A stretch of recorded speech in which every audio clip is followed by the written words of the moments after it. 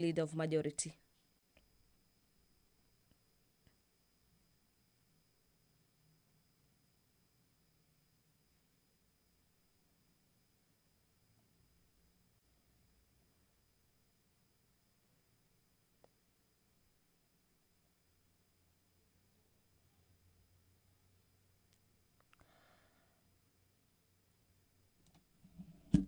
Pursuant to Standing Orders number 42A, subsection 5, a couple of members will be asking questions that will be replied before various departmental committees. The member for Githunguri, Honorable Gabriel Kago, will be asking the Cabinet Secretary for Lands and Physical Planning to consider facilitating the transfer of land reference number 1627/87/6 to one David Karaoke Courier from Michael Shaw, who is a seller following successful dismissal of caveat on the land under civil suit number 435 of 2006. The member will also be seeking to understand what measures the ministry has put in place to resolve such matters involving matters to do with land in the country. Those particular questions will be fielded before the Departmental Committee on Matters Land. The member for Marakwet East, Honorable Kagongo Bowen, will be asking the Cabinet Secretary for Environment to provide an update on the status of investigations into the circumstances that led to the death of one Edwith Kiplagat after confrontation with Kenya Forest officers based at Tangul Forest in Marakwet East constituency. The business of the House is just about to commence, and I'll be handing you over for the live broadcast. Enjoy your viewing. Good afternoon.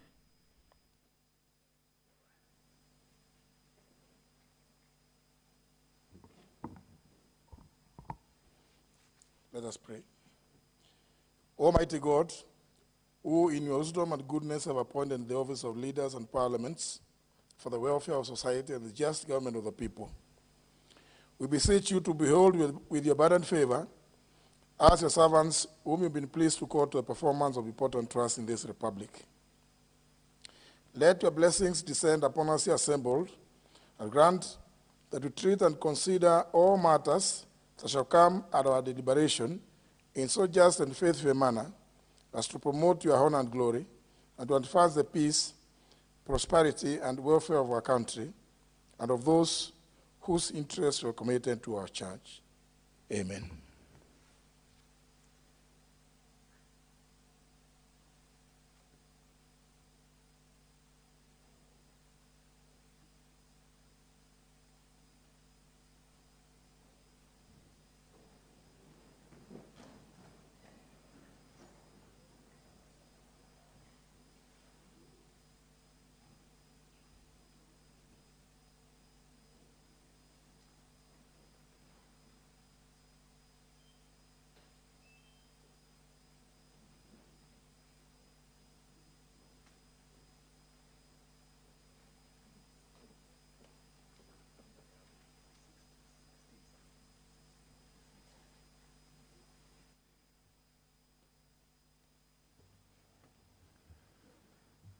Now, quorum, can you ring the quorum bell?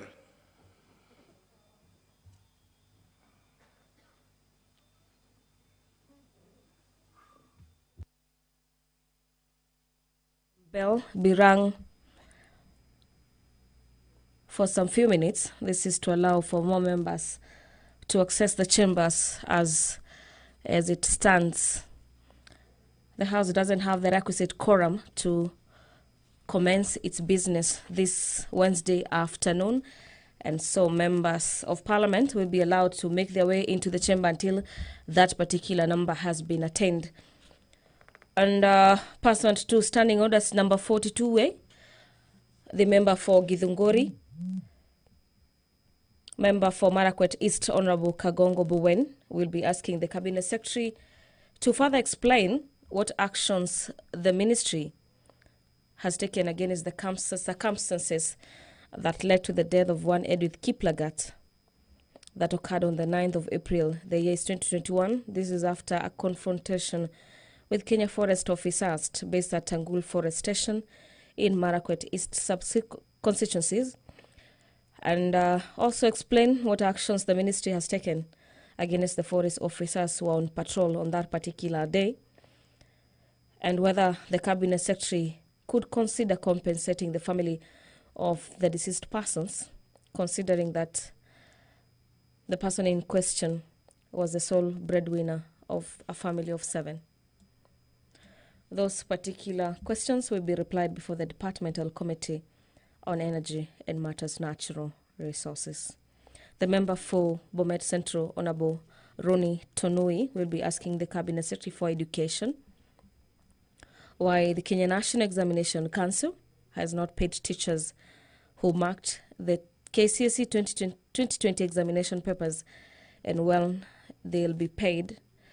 The member will also be seeking to understand what criteria is used in determining the rates for paying invigilators, supervisors, examiners, and center management, as well as the current rates and where the NEC intends to revise the said rates. The member, Honorable Ronnie Tonui, will also be seeking to understand why the deputy center managers as well as teachers handling practicals during examinations are not considered for payment, and could the ministry consider paying those particular teachers and deputy managers. His questions will be forwarded to the Committee on Matters Education and Research.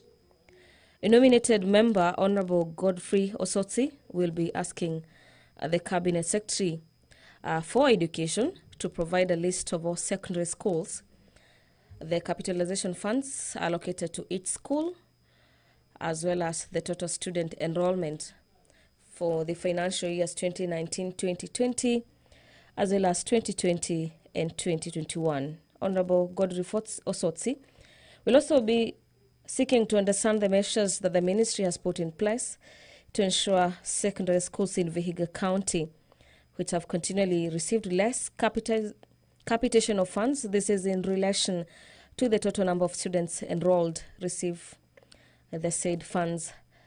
And the third question by Honorable Osotsi is on status of letters on capitation, matters under funding forwarded to the ministry by the various schools in Vihiga County, and when the ministry will reconcile its records and remit all funds that are not remitted to the affected schools.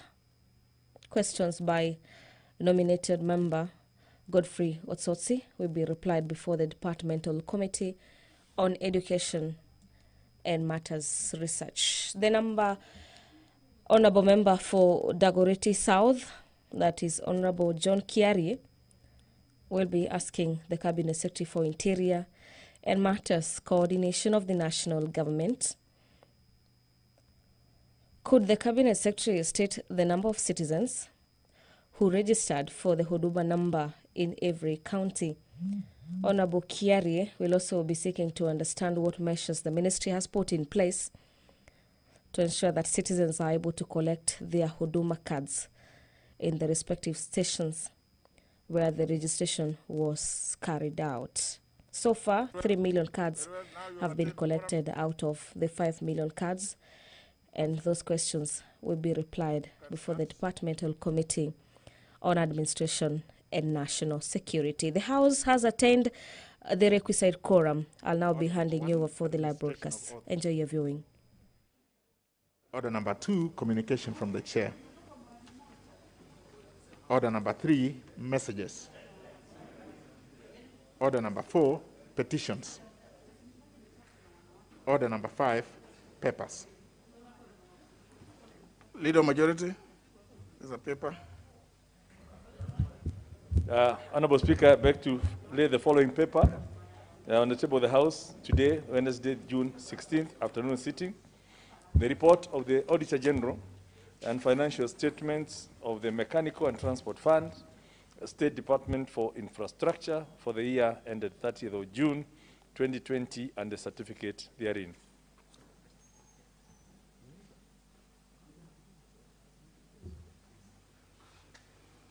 Next order.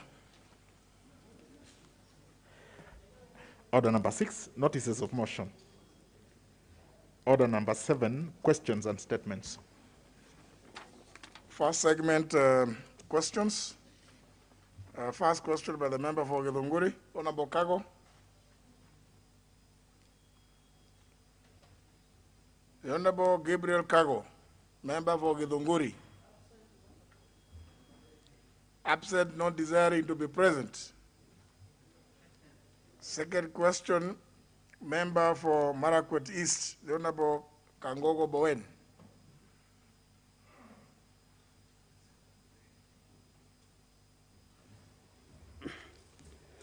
Thank you, Honorable Speaker. Honorable Speaker, I ask the question number 188 of 2021. And the question to the Cabinet Secretary for Environment and Forestry. Mr. Speaker, could the Cabinet Secretary provide an update on the status of investigation into the circumstance that led to the death of Edwin Kiblakatia-Teach, ID number 225-99049, that occurred on 19 April 2021 after confrontation with Kenya forestry officers based at Tangul Forest Station in Marakwet East constituency. Number two, Honorable Speaker, could the Cabinet Secretary state what actions the ministry has taken against the forestry officers who were on patrol that day and who are suspected to have murdered him, and explain why it has taken too long to arrest and prosecute the officers who are suspected to have been involved in the killing of the said person. Number three, Honorable Speaker, would the Cabinet Secretary consider compensating the family of the deceased person, considering that he was the sole breadwinner for his family of 7? And the last, Honorable Speaker, what measures has the ministry taken to ensure that the recurring instances of violence, torture, and killings made against civilians by the forestry officers are addressed, and that there is a peaceful coexistence between the civilians and the forestry officers? Thank you, Mr. Speaker. The question will be replied to before the Departmental Committee on Environment and Natural Resources. Third question by the member for Bomet Central, Honorable Tonui.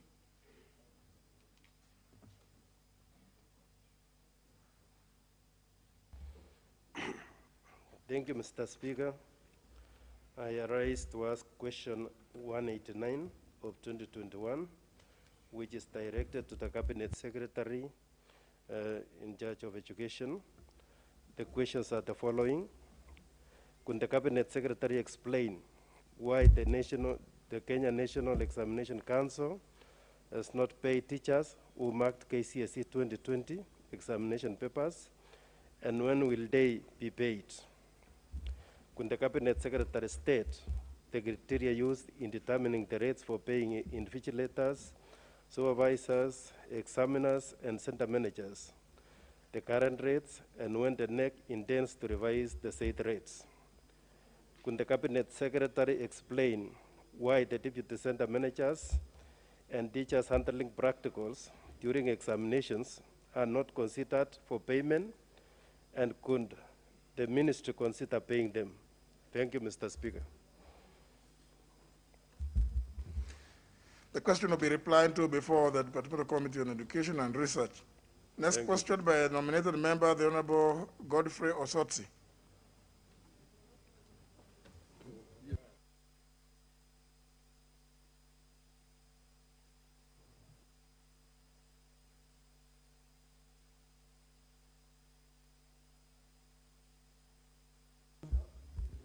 Thank you, Mr. Speaker. Mr. Speaker, I wish to ask question number 190 of 2021, directed to the Cabinet Secretary for Education, which reads, 1, could the Cabinet Secretary provide a list of all secondary schools, the capitation funds allocated for each school, and the total student enrollment for each school for the financial year 2019-2020 and 2020-2021?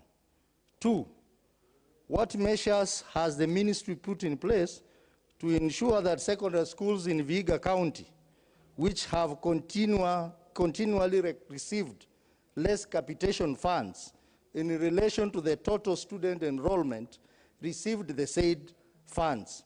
3, what is the status of letters on capitation underfunding forwarded to the ministry by various schools in Vihiga County, and when will the ministry reconcile its record and remit all the funds not remitted to the affected school? Thank you, Mr. Speaker. The question will be replied to before, again, the Committee on Education and Research. Next question by the member for Dagoretti South, Honorable John Kiarie. The Honorable John Kiarie, member for Dagoretti South.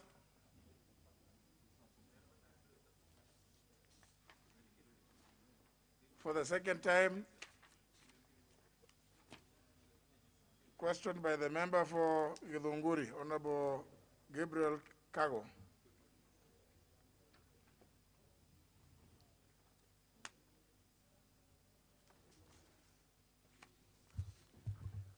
Thank you, Honorable Speaker. Honorable Speaker, I rise to ask question 179 of 2021. Ordinarily, the practice is, since you came late, you start by apologizing for being late. You don't just go straight to asking a question once. Thank you, Honorable Speaker, for reminding me to apologize for coming late. Yes. Honorable Speaker, my constituency is near Nairobi, so I was in the constituency serving the great people of Githunguri, and I'm sorry, next time I'll be here on time.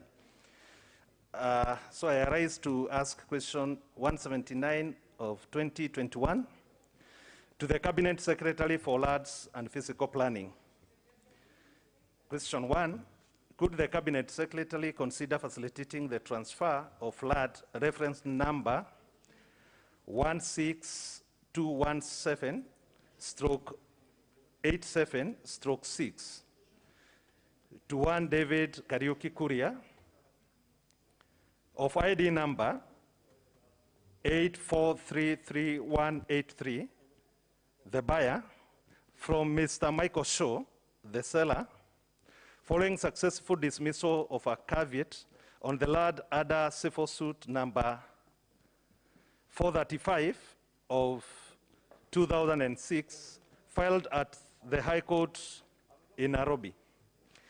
By using the certified copies of the proceedings in order to bring to close this unfortunate matter that has seen Mr. Kuria suffer immensely, as he is not able to utilize the land despite having fully paid for it in 2004. 2, what measures has the ministry put in place to resolve such matters involving land in the country? Thank you, Honorable Speaker. Yeah, that question will be replied to before the Departmental Committee on Lands. Yes, Honorable Omlele, what's your point of order? Honorable Speaker, with a lot of respect to my senior and my very good friend, the Honorable Dwale, I'm wondering whether he's appropriately dressed to be in the House.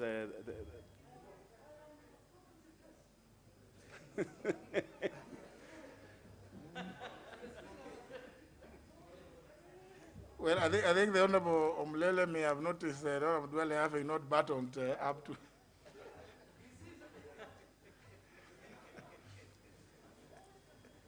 Yeah, I think you noticed that the neck was out, is it? So the Honorable Dwale, when you put on that attire, make sure that you cover the neck. You know, you sit next to great people here.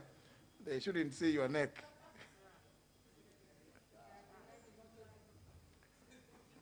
Next segment, no, sorry, for the second time, the last question by the member for Dagoretti South, for the second time, before we drop it.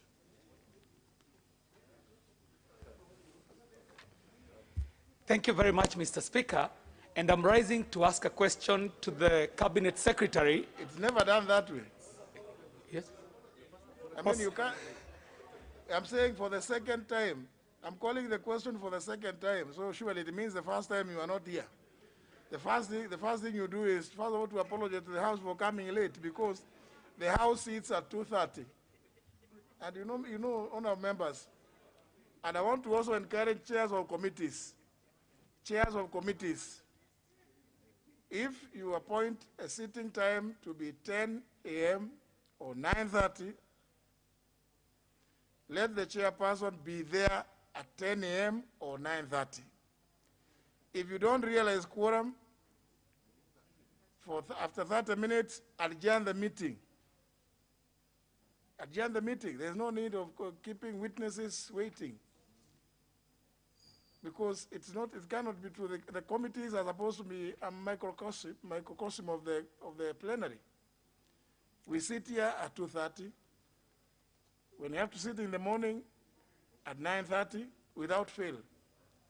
So, and the speaker is always there on the chair. It's the bell that is rung to tell members that we don't have quorum. So it cannot be the opposite in committees. That the chairmen are told, please don't come, chair, we are waiting for quorum to form. No. Be there.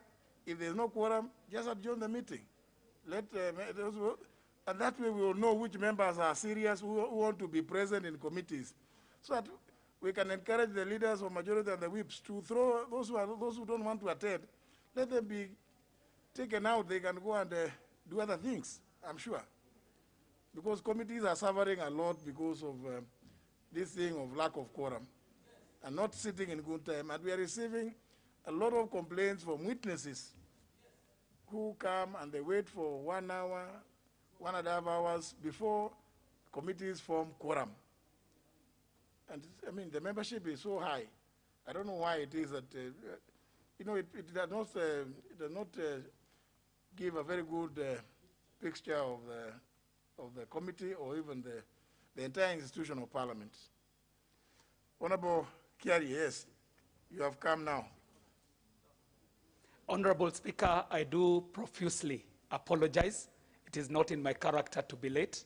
In fact, I am known for being very punctual, and I do appreciate the magnanimity from your chair to allow me to ask this question. Proceed. Honorable Speaker, my question is directed to the Cabinet Secretary for Interior and National Coordination. And my question, Mr. Speaker, is, A, could the Cabinet Secretary for Interior and National Coordination provide the full information of the number of all the Kenyan citizens who have registered for the Huduma number? And B, Mr. Speaker, what measures has this ministry taken to ensure that all the citizens who applied for this Huduma number can collect their Huduma number cards at the stations where they applied these Huduma number cards, and not from other far-flung stations where they are being sent to collect these cards? Thank you very much, Mr. Speaker. Very well. The question will be replied to before the Departmental Committee on Administration and National Security.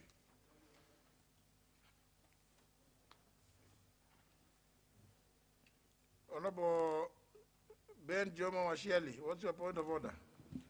Thank you, Honorable Speaker. Honorable Speaker, I stand on point of order 42 C4 in terms of responses to these questions, Mr. Speaker, especially where there is a supplementary question. Honorable Speaker, you find that with this current situation of COVID, where responses are supposed to be given online or in a virtual meeting, you find that members who have supplementary questions will not have an opportunity to ask those questions, Honorable Speaker.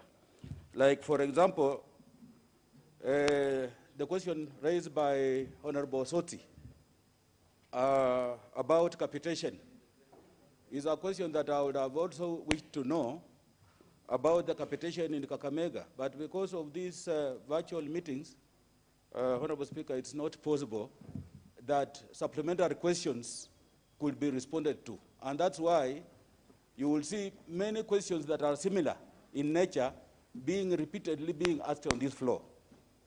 Would I be in order, Honorable Speaker, to request you or to ask the office of the clerk that whenever we have such a responses, it's put on a platform that we can all read so that we can participate in the meeting when they are responding to such a question, so that we don't have to come back to this house, to this floor, to ask similar questions.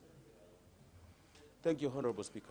You know, every Thursday, the leader of the majority party reads out the business that is going to be transacted the following week, both in plenary and in either committee of the whole house or respective committees, especially with regard to answers to be given by cabinet secretaries. So if you took that, if every member listened, it's unfortunate that most members don't listen when the leader is reading out those businesses.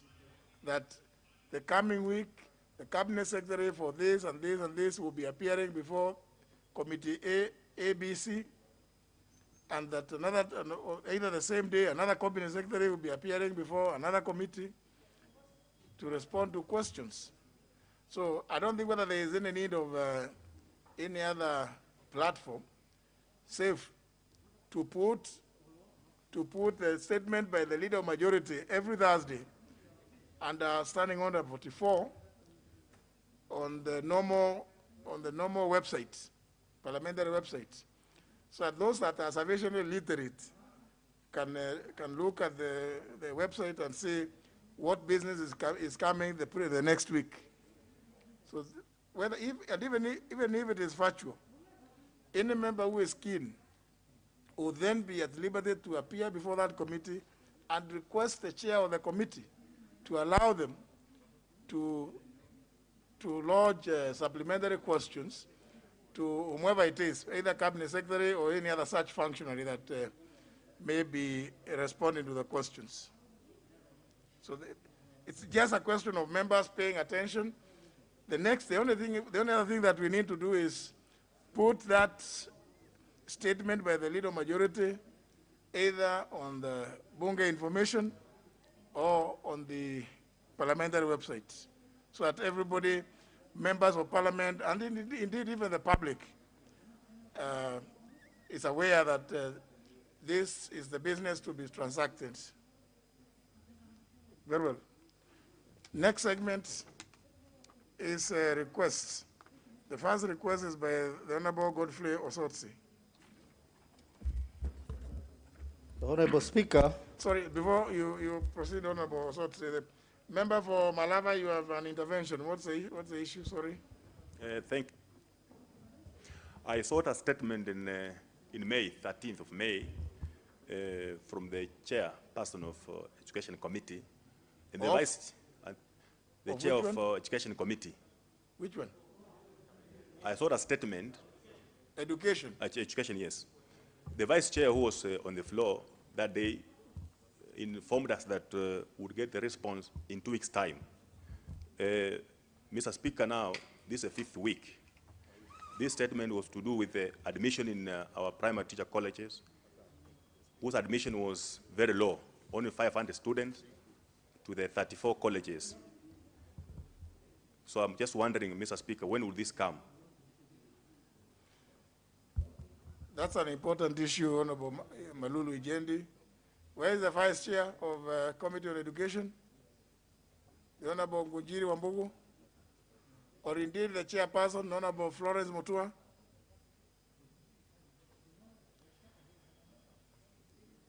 I think, honour members, I will encourage members also to consider, rather than coming to raise complaints, prefer a motion to censure a chairperson who neglects to respond to questions. Because I can see now, the chairperson is not there, the vice chair is not there. I mean, we can't just keep referring everything to the leader majority. because it is dereliction of duty.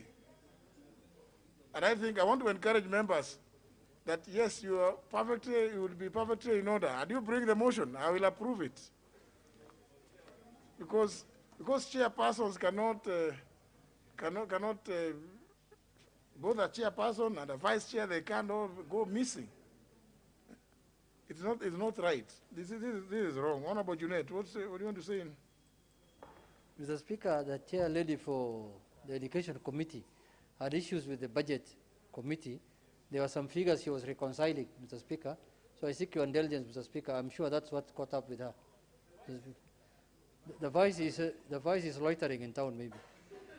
But I'm just speaking about the chair.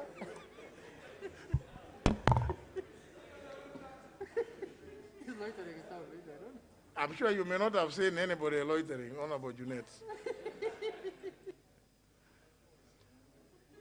But Honorable Junet, can you? We don't want to give the leader of majority this because you already now you assist of where the chair is. Could you tell her to respond to the question, the statement sought by the Honorable Malulu Jendi? Honorable Member for Mwayo. Yeah, thank you, Honorable Speaker. It is true, like it has been said, the chair had issues with the budget.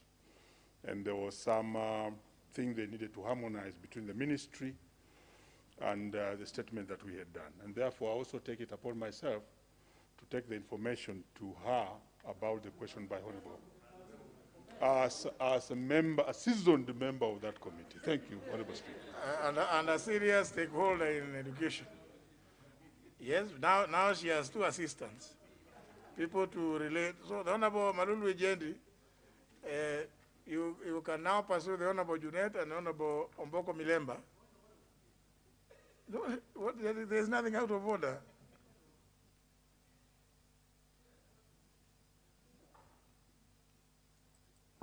Mr. Speaker, I took responsibility because the chair, the vice chair, the chair is from the minority. Now I want to tell her what has transpired in the House. But I've just heard a member of the committee saying he's seasoned. I don't know which season he's talking about because this is his first season in Parliament, Mr. Speaker. Or he's talking about as COPET treasurer, seasoned COPET member, Mr. Speaker. Which season is he talking about? 1 season only. 1 season, Mr. Speaker.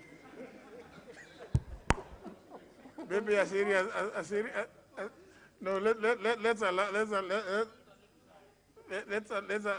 we will allow it to rest at that, but suffice to say that both yourself, Honorable Omboko Milemba and Honorable Junet, should take up that matter. I think it's not fair that the Honorable Jendi should wait for his response for so long. Honorable Sankok. Thank you very much, Honorable Speaker. I also seeked a statement on the... Seeked? Thank you very much, Honorable Speaker. They have corrected me. So, you know, these people, Honorable Speaker, even Junior is talking about season. This season of chairs being removed and members being removed, if you serve for 3 consecutive years, you are a ranking member and a seasoned member because most of us have not been able to survive 3 years in a committee. So, Honorable Speaker, I also sought, now that I've been corrected, I also sought a statement on the status of standard gauge railway, which are terminated in a remote area called Murutoto, a shopping center with 1 shop and 1 butchery. So, and it 52 kilometers already. So, Honorable Speaker, it is now being vandalized. So I had sought that statement, and I have not been given an answer by the chairperson. He's my neighbor here, but he have not given me the answer. So will I drain the answer from him by force? When did you seek the statement? I sought the statement. Now you are saying, when did you seek it? Yes, I sought the statement. That is grammar. I sought the statement 4 months ago, Honorable Speaker. 4 months ago? Yes. Honorable Kosing, is it true that he sought a statement 4 months ago? That would be February. I thank you, Honorable Speaker. Speaker, you know me, I'm effective. And I'm seasoned, and I'm ranking. I'm ranking, Honorable Chair, and my records are found also in ICC in Hague as a ranking and a serious member of this House, Honorable Speaker.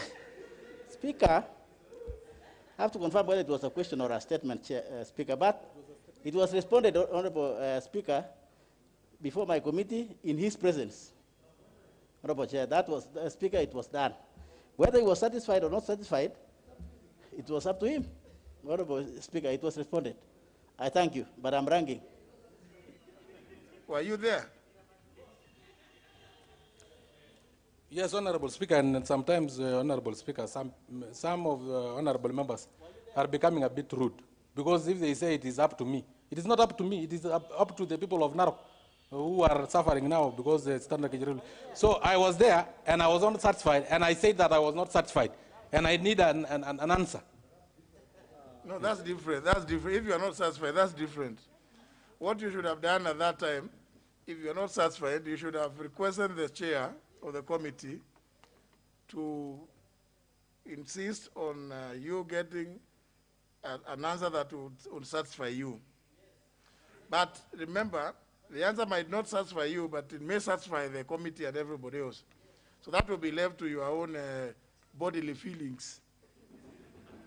So I'm not too sure whether the answer was, if it was satisfactory to the committee and the members, then the rest would be left to your feelings.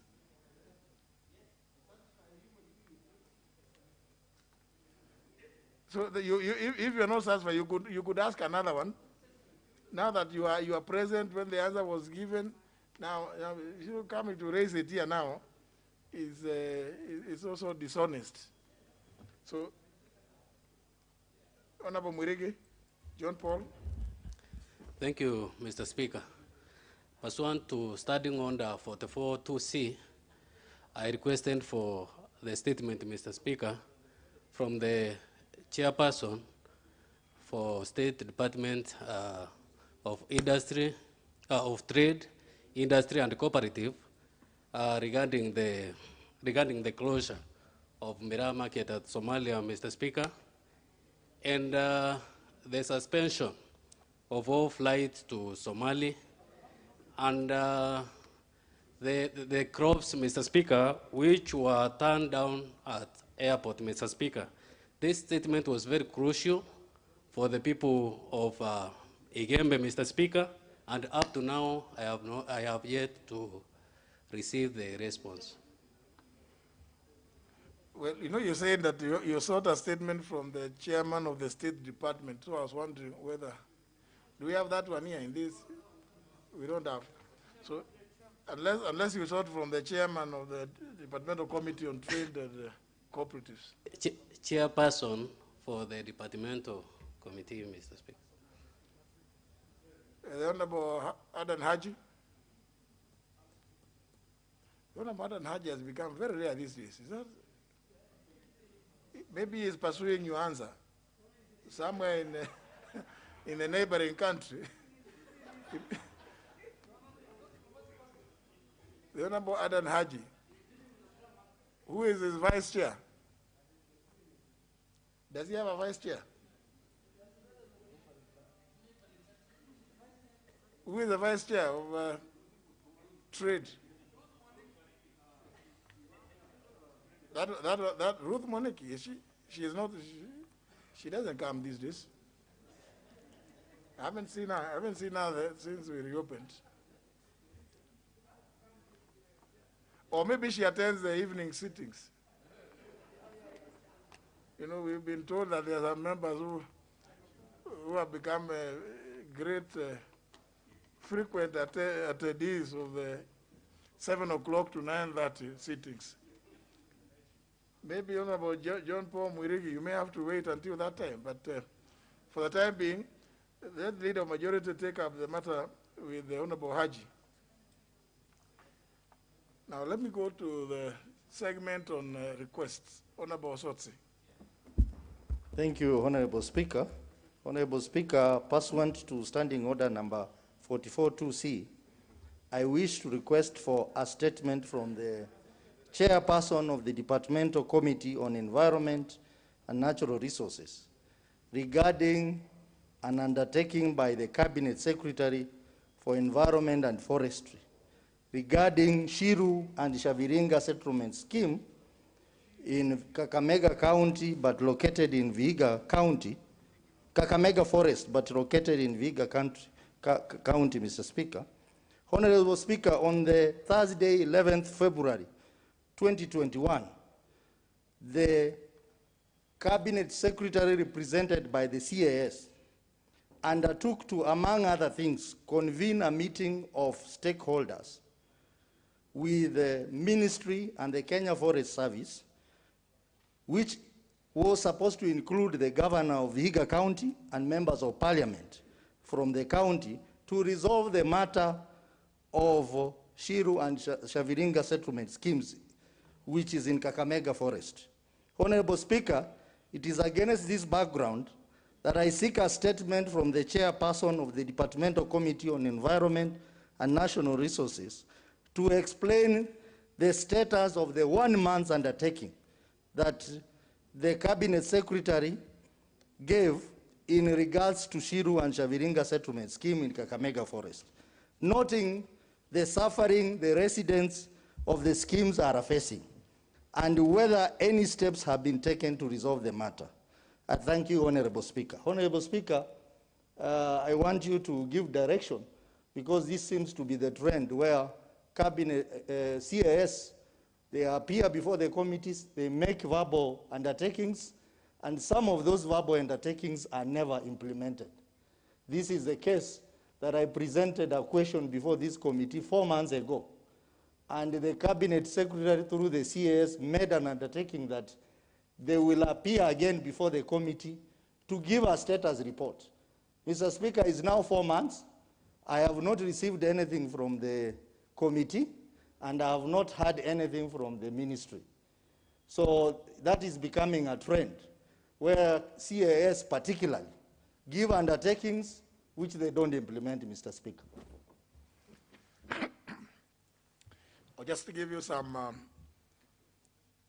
facts, that even in the former dispensation, before 2010, August 27th, the people or officers who used to be referred to as assistant ministers would never sign anything that Parliament would receive. And I do recall, I think, I don't want to mention the member, but the particular member in the 9th Parliament is a member, and I know he is a member in this Parliament now also, when he was Assistant Minister for Health, and he purported to sign an answer on behalf of the minister, then Minister for Health, and now a governor somewhere, governor of Kitui. This some years back. So I know that thing will never be accepted. So too should it be the case today with those people. You are calling them CAS. They have no authority to give an undertaking. In fact, if it is something that where an undertaking is to be given, especially if they are doing it orally, you know, that's now, when they do it orally, that is roadside. It can be, that's the equivalent of a roadside declaration. If it is to be in writing, it must be written, it must be under the signature of the Cabinet Secretary. Because, you know, the Constitution recognizes a Cabinet Secretary or a Principal Secretary. Those others, they can do those other things, you know, go around there to do a few things, including discussing issues about FGM and others. But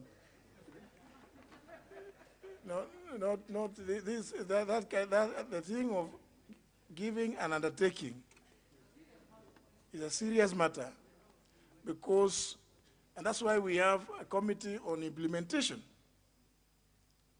So that if a cabinet secretary gives an undertaking and it is not done, then our committee on implementation can hold somebody, a substantive office holder, not those others. Now, you notice even our standing orders don't make reference to those people. The standing orders make reference to the cabinet secretary and the principal secretary. It is deliberate. It is deliberate because, you can't, it's very difficult to know where to place them. They are neither bats, it is, or no, the mammals, and, you can't quite tell. They are like bats. So please don't take any undertakings from those ones.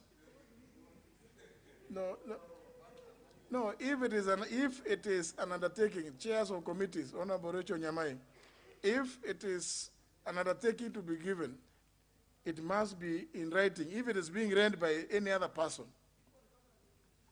people whom you can go to the Constitution and you will find them. These others, you never know.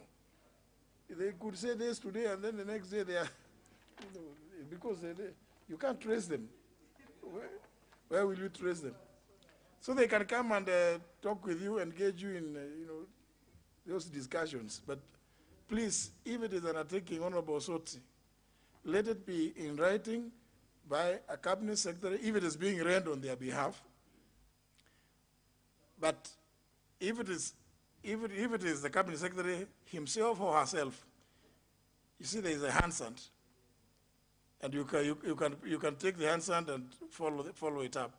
But now even if it was those people, even if you go to the handstand, now you can't quite, would you follow? Our standing orders will find, they will look around and they will not see them. Yes, Honorable Sotsi. Mr. Speaker, the undertaking was in writing and emphasized verbally by the cabinet, by the CAS, signed by the cabinet secretary. Then take it up with the committee on implementation. You don't have to lament. If it is in writing by a cabinet secretary, take up the matter with our committee on implementation, so that the cabinet secretary can be. Are you a member there? Oh, you are the vice chair even. Then you are sitting on your rights. Honorable Sotsi, you have the wherewithal within the standing orders. Yes? Mr. Speaker, the matter is still very active within the Environment Committee. So, because he was supposed to come back after 1 month, give a program of action, and then the committee will take action. So the matter is still very active within the Environmental Committee for it to be handled by the Implementation Committee. That is why the statement is directed to the same committee. Well, where is the chair, Honorable Kareke Biuki? The vice chair, Honorable Sophia Abdi? –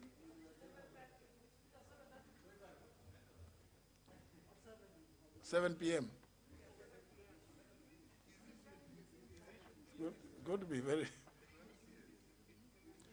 well. A leader majority will take up the matter and pass it on to them. But on the day that the cabinet secretary is appearing, Honorable Sotsi, you should also appear before the committee to get the response. Yeah. The next request is by the member for Mvita, Honorable Abdulswamad. Asante sana. Bwana Spika, kupitia sheria za kudumu nambari 44(2)(cha nainuka kidete, Bwana Spika, kuulizia jawabu kutoka kwa mwenyekiti wa kamati husika ya usafiri kuhusu makubaliano ya pamoja yanayogusa mishahara na marupurupu almaarufu Collective Bargaining Agreement CBA kati ya halmashauri ya bandari ya Kenya Ports Authority na wafanyikazi wake ya mwaka wa 2020 na 21, na pia vile vile kurejeshwa kazini wafanyikazi 247. Bwana Spika, kwa miaka kumekuwa na mivutano na mitihani ambayo imesababisha kutowekwa sahihi hii CBA ya zaidi ya wafanyikazi 5,000 wa bandari ya Kenya, na maridhiano yalikuwa yawe tangu Novemba mwaka 2019, Bwana Spika. Lakini maridhiano haya yakakubalika hadi Januari mwaka 2020. Bwana Spika, yatia wasiwasi ya kwa tangu Januari mwaka 2020 mpaka hii leo mishahara haya ambayo yaliweza kukubaliana na kuridhiana pamoja hayajalipwa, na kuna haja, Bwana Spika, ya kuanza mazungumzo ya maridhiano ya mwaka 2022 na 23 ambayo kisheria yanafaa kuanza Oktoba mwaka huu wa 2021, pamoja vile vile, Bwana Spika, kurejeshwa kazini wale wafanyakazi 247. Bwana Spika, kupitia haya natafuta suluhisho kupitia kwa mwenyekiti husika. Kwanza, waweze kutuelezea ni mitihani gani ambayo yapo hadi hii CBA hadi leo haijatekelezwa. Pili, mikakati gani wizara imeweza kuweka kuhusu CBA ama maridhiano ya mwaka 2022 na 2023 yanaofaa kuanza mwaka huu, na hadi leo yale ya mwaka 2019-20 hayajaweza kutekelezwa, Bwana Spika. Bwana Spika, mwenyekiti pia tunaomba atoe hakikisho ya kwa wizara husika itahakikisha mishahara ya hawa wafanyikazi wana Mombasa na Wakenya kwa jumla zaidi ya 5,000 yaanze siku ya Januari mwaka 2020, kama vile ilivyo ni haki yao ya kuweza kulipwa mishahara haya tangu Januari mwaka 2020, na uhakikisho ya kwa wale wafanyikazi waliofutwa 247, Bwana Spika, mwaka 2021 mwaka 2011 waweze kurejeshwa. Asante sana, Bwana Spika. Mimi ni kwa niaba ya wanamvita na Mombasa, Abdulswamad Sharif Nasir. Chair, Departmental Committee on Transport, Honorable Kosing.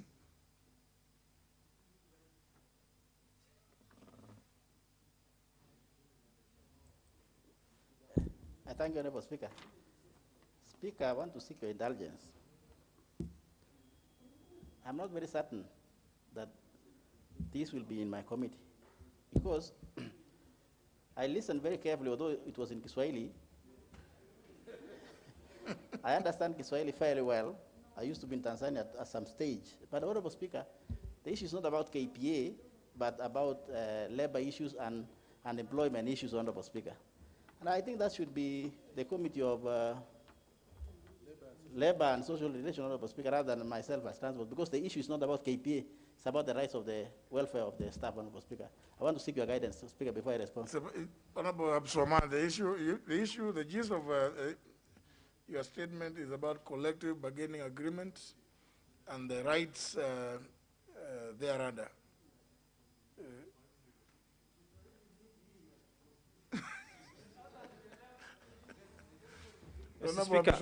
Mr. Speaker, with your guidance, whether I can now be able to put my case forward in English, if you will allow me to do so, and I may continue in Kiswahili, but for purposes of being able to understand with my co-chairs, Mr. Speaker. No, he's asking, his point is, the issues you've raised are to do with the collective bargaining agreement, and some people who've been, according to you, dismissed, and that those appear to be labor matters more than transport. Mr. Speaker, but you know, it's your choice. I stand to be guided, Mr. Speaker, but however, the gist of the matter lies with the Kenya Ports Authority itself, because they had already agreed, they had already collectively agreed on these matters. But however, with your guidance... Nevertheless, even if it's KPA, you know, It is a labor, it's a labor issue. With your guidance, Mr. Speaker, we will accept that it goes to labor, as long as we just have a solution to these matters. No, the labor committee can summon before it KPA. It doesn't matter whether it is KPA. You know, the issue is the substance is the labor issues. It is not about the institution, because we can have labor issues even with the Ministry of Transport. But it will not be the Committee of Transport. The relevant committee to deal with this issue, I think, is Committee of Labor and Social Protection. And the chairman is, I can see, is enjoying when you are misdirecting your issues to Honorable Kosing, and so he will say hallelujah, because it will go to the Honorable Kosing, and he will come and say, well, we don't deal with labor issues, and you come and report here. Yet, you know, if it went to the Honorable Kabinga, he would deal with the matter, I'm sure, appropriately. So I would suggest that you redirect the statement to Departmental Committee on Labor.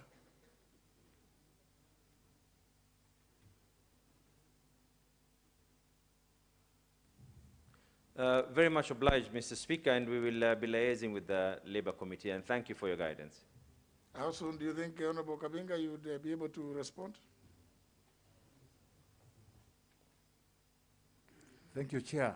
Actually, I was reasoning to him very keenly, and I was wondering whether he really meant to go to transport. However, this seemed to be a long-standing issue that needs some time, Honorable Speaker, and if the member is agreeable, we can do this in 3 to 4 weeks so that we can go deeper.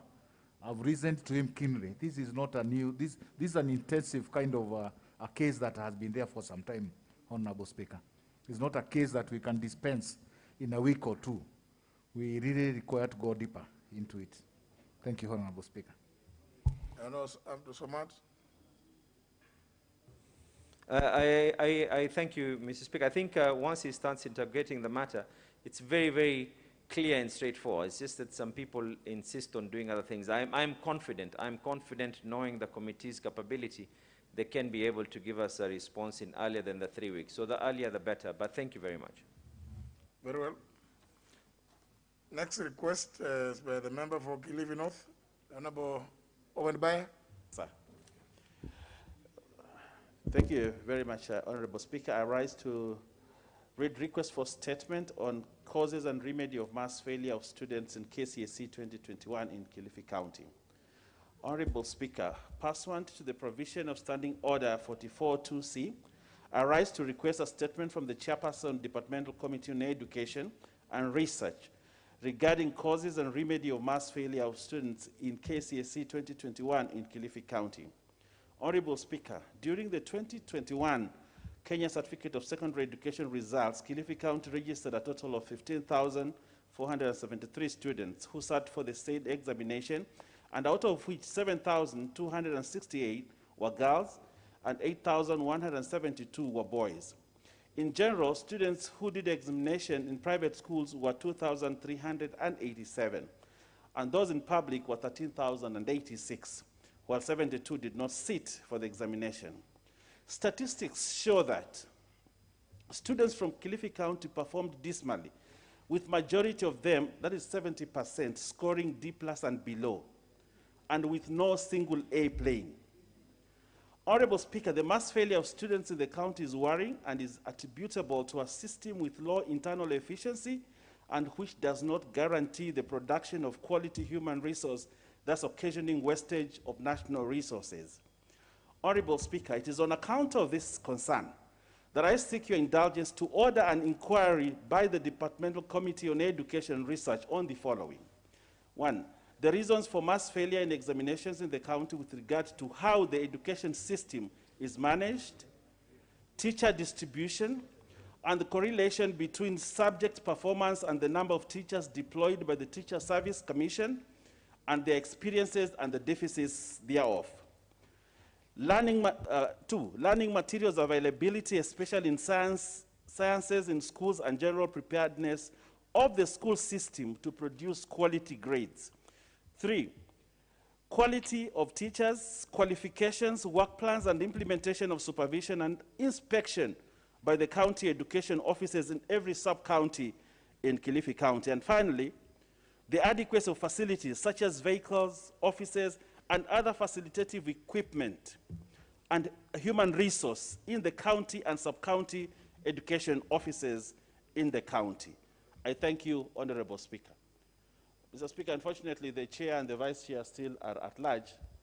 I don't know whether this time you'll ask Junet again. Now we'll ask the Honorable John Bandi to read the message so that there is a sharing of responsibility. The Honorable Kimunya is having to chase every 2 minutes other issues. Honorable John Bandi, the chairperson, we were told earlier by the Honorable Junet that she is having some issues reconciling some figures in the budget of the ministry. Maybe you could undertake to... Actually, Mr. Speaker, you're right. That's correct information. The chair is engaged in trying to have the budget figures balanced. But then this message will reach the chair. The questioner almost confused me when he was asking the chair to order for inquiry. So I was wondering whether he was seeking speaker's ruling or seeking for a statement from the committee. But be that as it may, I think he concluded by seeking for a statement. So the message will be passed to the chair of the Education Committee, and she will give an indication as to when the matter can be concluded. Thank you. Very well. The last request is by the member of Voi, the Honorable Jonas Mulolwa. Thank you, Mr. Speaker. Honorable Speaker, pursuant to Standing Order number 44-2C, I rise to request for statement from the Chairperson of the Departmental Committee on Environment and Natural Resources on the escalating cases of human-wildlife conflicts in Voi constituency. Honorable Speaker, in the last 2 months of May and June, a number of human-wildlife conflict cases have been reported in Voi constituency, Taita Taveta County. The cases arise as a result of marauding elephants from Savo East and Savo West National Parks, invading Bololo and Golia locations, as well as Kasigao, Miasenyi, Marungu, and Luasagala, causing injuries and loss of lives to the people, destroying crops and properties, thus affecting community livelihood. In some cases, these elephants have also imposed curfew to the villages. Honorable Speaker, the government, through the Ministry of Wildlife and other related agencies, has not addressed this challenge comprehensively. And it is against this background that I seek a statement from the committee of Departmental Committee on Environment and Natural Resources on the following. One, what measures are being taken to bring these human-wildlife conflicts in Voi constituency, particularly in Bololo and Golia locations, as well as Kasigao, Miasenyi, Marungu, and Luasagala areas to an end? Number two, what measures are being taken to compensate the families affected by this human-wildlife conflict in Voi constituency? Number three, could the ministry consider compensating victims of the said human-wildlife conflict, which has been pending for the last 5 years, despite claims having been made, and when will this happen? I thank you, Mr. Speaker. Mr. Speaker, this human-wildlife conflict has been addressed. So many members of parliament, even from different counties, have been asking this question. But we are not seeing anything tangible. I think the last one was asked by Honorable Jessica Mbalu, who is my neighbor in Titwandei. And we are not seeing any action from the Ministry or the Kenya Wildlife Services. People's properties everything green in the villages has been destroyed by elephants. In fact, nowadays they do not want water from the water points. They are drinking water from people's water tanks outside the houses. So it's a serious matter, Mr. Speaker. Thank you. Honorable Mwadime,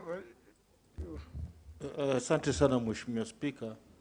Kwa kweli hili tatizo limeenea pembe zote za Taita Taveta. Hivi sasa wa leo hii asubuhi kule sehemu za Mwatate katikati ya Taita Taveta, sehemu za Kigombo mali kunaitwa Mwanga na mahali pia kunaitwa Kituma.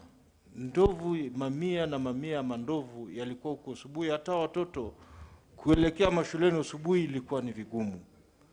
Na hili tatizo tumekuwa tukilizungumza kwa muda, na sijui tutafanyaje mpaka hili tatizo litatuliwe, manake sehemu jimbo la Taita Taveta limezingirwa na na Savo West na Savo East, na matatizo yamekuwa mengi sana. Mheshimiwa Spika, naomba mwenyekiti wa kamati inayohusika waingilie kati. Kuna huo tuliomba kitambo kutoka kule Mgeno lipitie Sagala pale Buhuta mpaka Kasigau, likitengenezwa lile huo litasaidia kwa ukubwa sana. Naomba tafadhali msaidie hawa wananchi, ni wa Kenya pia. Asante sana Mheshimiwa Spika. Endeleeni kuomba na tutaomba sana kabisa kabisa. Mwenyekiti wa kamati husika, naibu wake wote wawili hawako.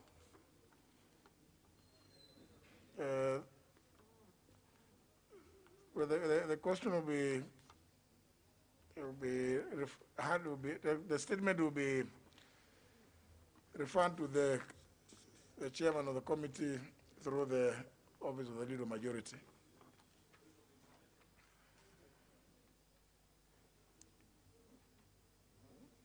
Next order.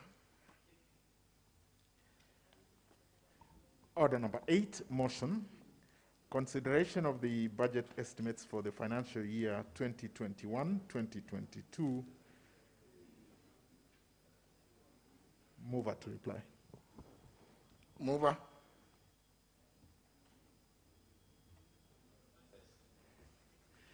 Thank you so much, Honorable Speaker. As I move to reply, Honorable Speaker, on behalf of the Budget and Appropriations Committee, Honorable Speaker, I want to thank all members, Honorable Speaker, who contributed in the general debate, Honorable Speaker, of the budget. I was here, Honorable Speaker, for the entire 3 days of debate, and we had very insightful contribution from members, others with reservations, Honorable Speaker, others with amendments, Honorable Speaker, and Mr. Speaker, we have taken those into consideration. Honorable Speaker, the ones that can be implemented when the budget is being implemented, Honorable Speaker, we will make sure that one is done. The ones that might not be accommodated in this financial year, in the next financial year's budget, Honorable Speaker, we will make sure that, Mr. Speaker, they will be considered in the next financial year budget. Honorable Speaker, it should not be lost on members that we still have another budget that we will preside over, Honorable Speaker, the budget of 2022-2023. Honorable Speaker, and I know, I have no doubt in my mind that most of the members will still be members of Parliament, the 13th Parliament, save for a few who have decided to either go to the upper house, to the other house, or the others like John Buddy, who might decide to be governors.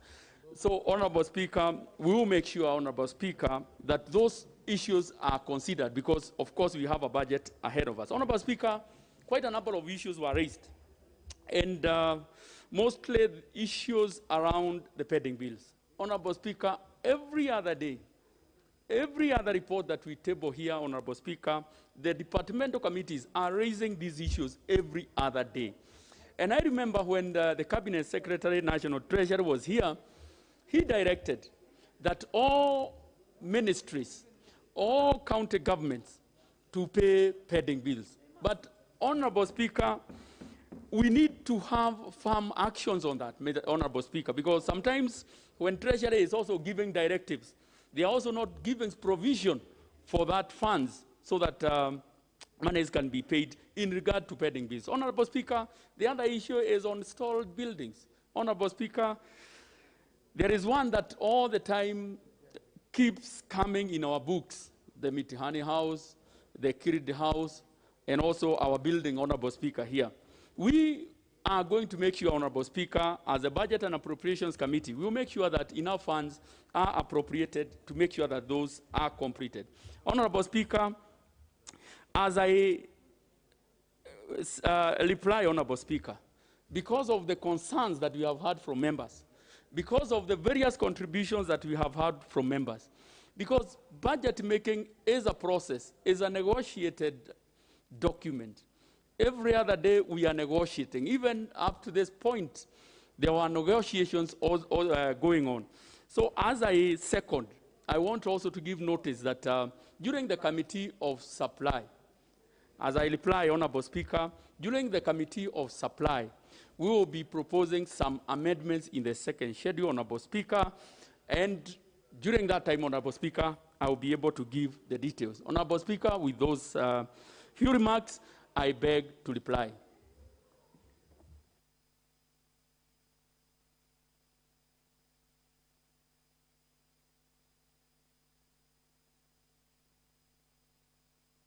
Honourable members, I want to ask the Sergeant at Arms to confirm that we have quorum. This is budget making. Sergeant at Arms, can you check whether there is quorum? Because I'm just seeing everybody, after they make request for statement, they just walk away. They think that is the most important aspect of business. That's not. Ordinarily, that is not even business.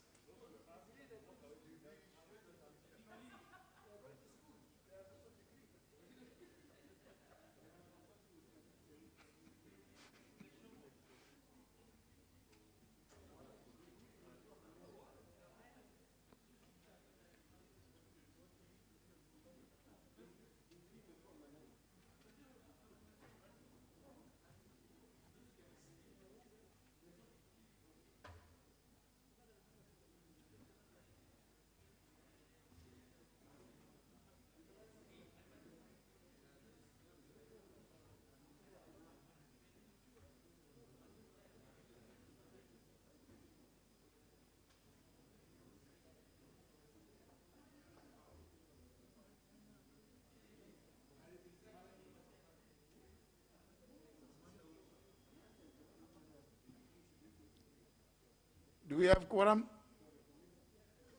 No? We don't have quorum? Yes, I guessed as much.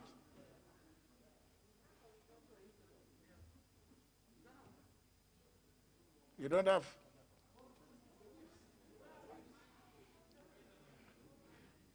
You know, the whips have forgotten their job.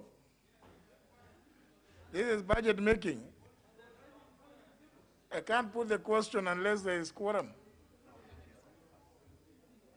Is that true?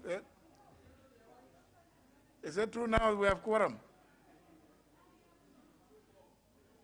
If they are walking, they are still walking out. No, but these are not whips.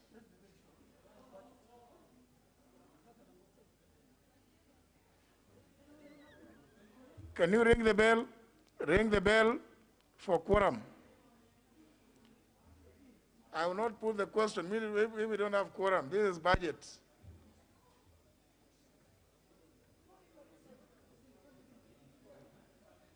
You see, some of them don't understand. They are even walking away still. This is a problem, I don't know.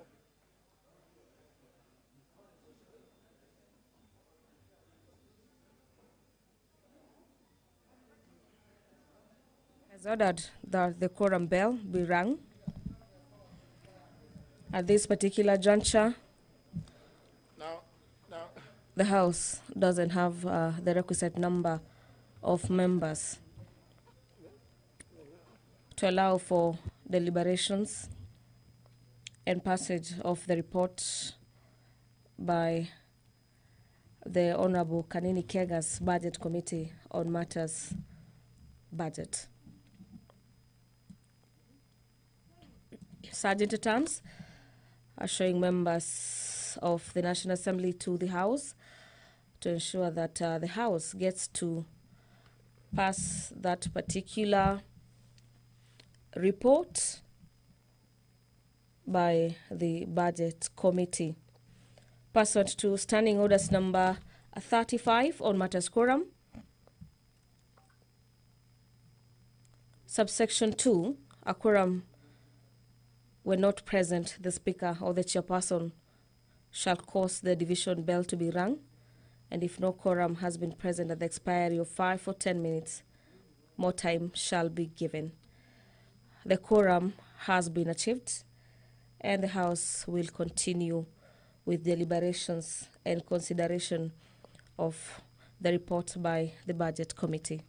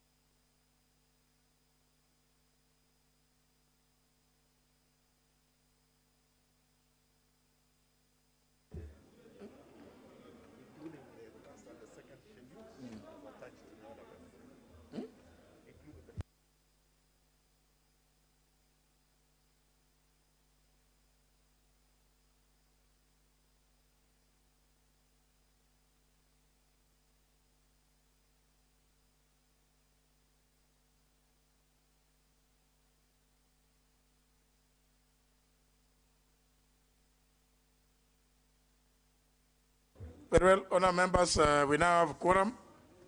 We now have quorum. We have the requisite quorum.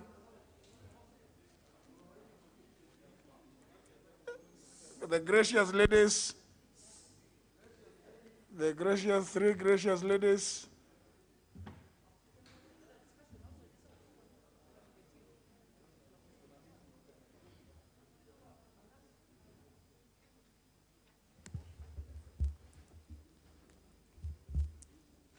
honour members, I now put the question, which is that this House adopts a report of the Budget and Appropriations Committee on the budget estimates for the national government, the judiciary, and Parliament for the financial year 2021-2022, laid on the table of the House on Tuesday, June 8, 2021, and pursuant to the provisions of Article 221 of the Constitution, Section 39 of the Public Finance Management Act 2012, and Standing Order 239A, approves the issuance of a sum of Kenya shillings 1,945,671,474,883 from the Consolidated Fund to meet the expenditure during the year ending 30th June 2022 in respect of the votes contained in the first schedule to the order paper, subject to paragraph C, which is the Committee of Supply. B, makes a policy and financial resolutions contained in the second schedule to the order paper. And C, orders that the Speaker do now leave the chair to facilitate consideration of the said budget estimates with respect to each vote and programs in the Committee of Supply as contemplated under Standing Order 240. First and second schedule of the budget estimates as attached to the order paper. Will as many as of that opinion say aye? Aye. Will as many as of the contrary opinion say nay? The ayes have it.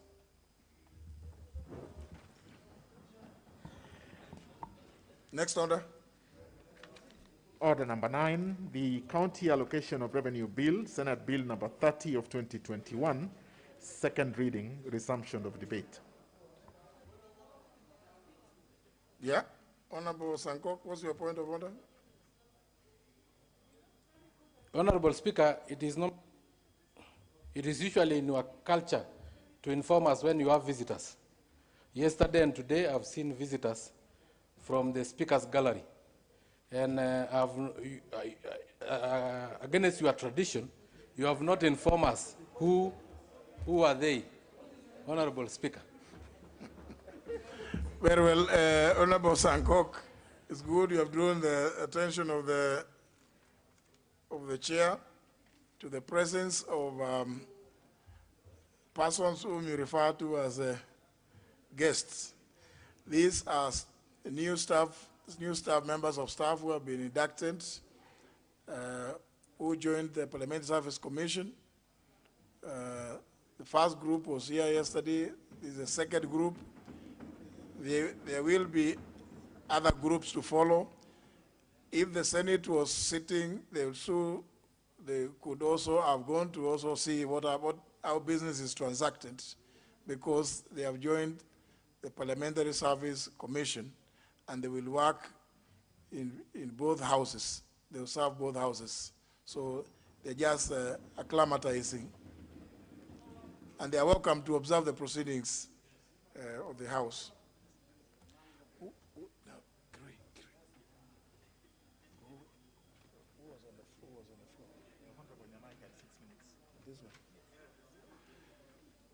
I'm informed that the person who was on the floor is the Honorable Rachel Nyamai, member for Kitui South, and you have a balance of 6 minutes. Thank you, Honorable Speaker. Honorable Speaker, I'd gone to the point last evening when I was talking about the Senate and also the counties being able to scrutinize the bills that are brought to them so that they do not pay for air or projects that were never implemented. This was in regard to the fact that they have been ordered to make payments, and Mr. Speaker, truth be told, that there are experts who are very good in doing very good paperwork, presenting for payment. So the counties need to be alive to this, and a case or a good example is an audit that was done in Kiambu County Assembly, where a bill of 80 million had been presented, but after scrutinizing, it ended up being only 19 million. You can see the difference, Honorable Speaker. So counties need to ensure that they do not pay for ghost projects, even as the order has been done. Honorable Speaker, I would like to go to my third point on distribution of projects in all wards. Mr. Speaker, this would have been done very well by BBI. I do not know whether it is coming back to life. I really hope that it will, because this BBI process and the product was going to give us a solution where ward development fund is going to be established so that the governors in our counties do not put everything in places where there is high population, leaving out wards that do not have high population, or where a governor, as the case may be, looks at a place where he or she got a high number of votes and decides to concentrate on all their projects there. Mr. Speaker, equitable distribution of resources without caring where the vote went to during elections is a matter that needs to be looked into with regard to distribution of resources within our counties. Mr. Speaker, I would like also to talk about exchequer releases. It is true that the country has been affected and that funds are dwindling down, but it is important to note that government needs to make an effort to ensure that money goes to the counties so that it doesn't become so fashionable for people to say that there is no money from the national government, there are no exchequer releases, so that as much as we know that there is a challenge of COVID, that the exchequer releases are done within possible timelines, make the highest possible effort. Mr. Speaker, with regard to devolution of health, most aspects of health has been devolved, apart from the international programs, which cut across all counties. I would like to say that this is a matter that needs to be taken very seriously. We come from counties where we have realized that there are dispensaries, health centers, and even hospitals where there are no adequate equipment and where there are no adequate drugs. This needs to be taken seriously. More so, Honorable Speaker, counties need to also be serious with focusing on health education and health promotion. This has come as a lesson during this COVID-19, where we have seen counties like Kisumu County, where they have to handle the matter of COVID-19, and also the other 11 counties, or that 10 counties that make a total of 11 that are affected by COVID.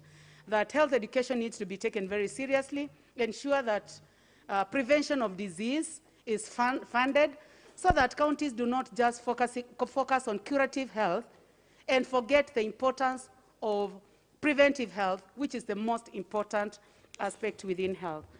Honorable Speaker, water is devolved, and this opportunity has been given to the counties.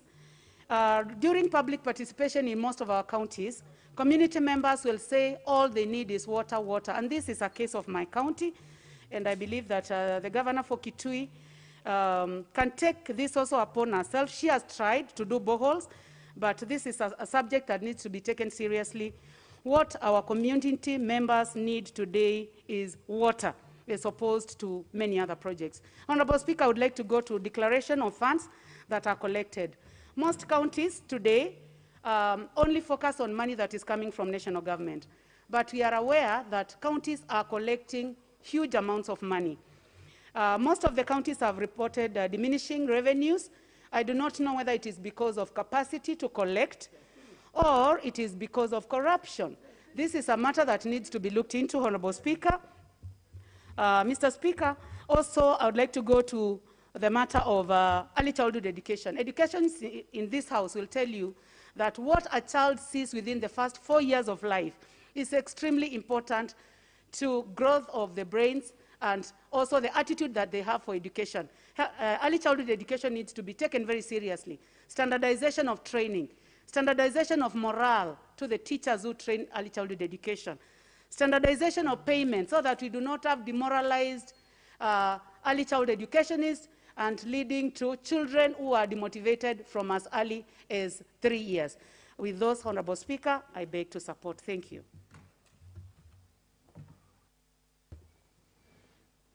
Member for Mwaya.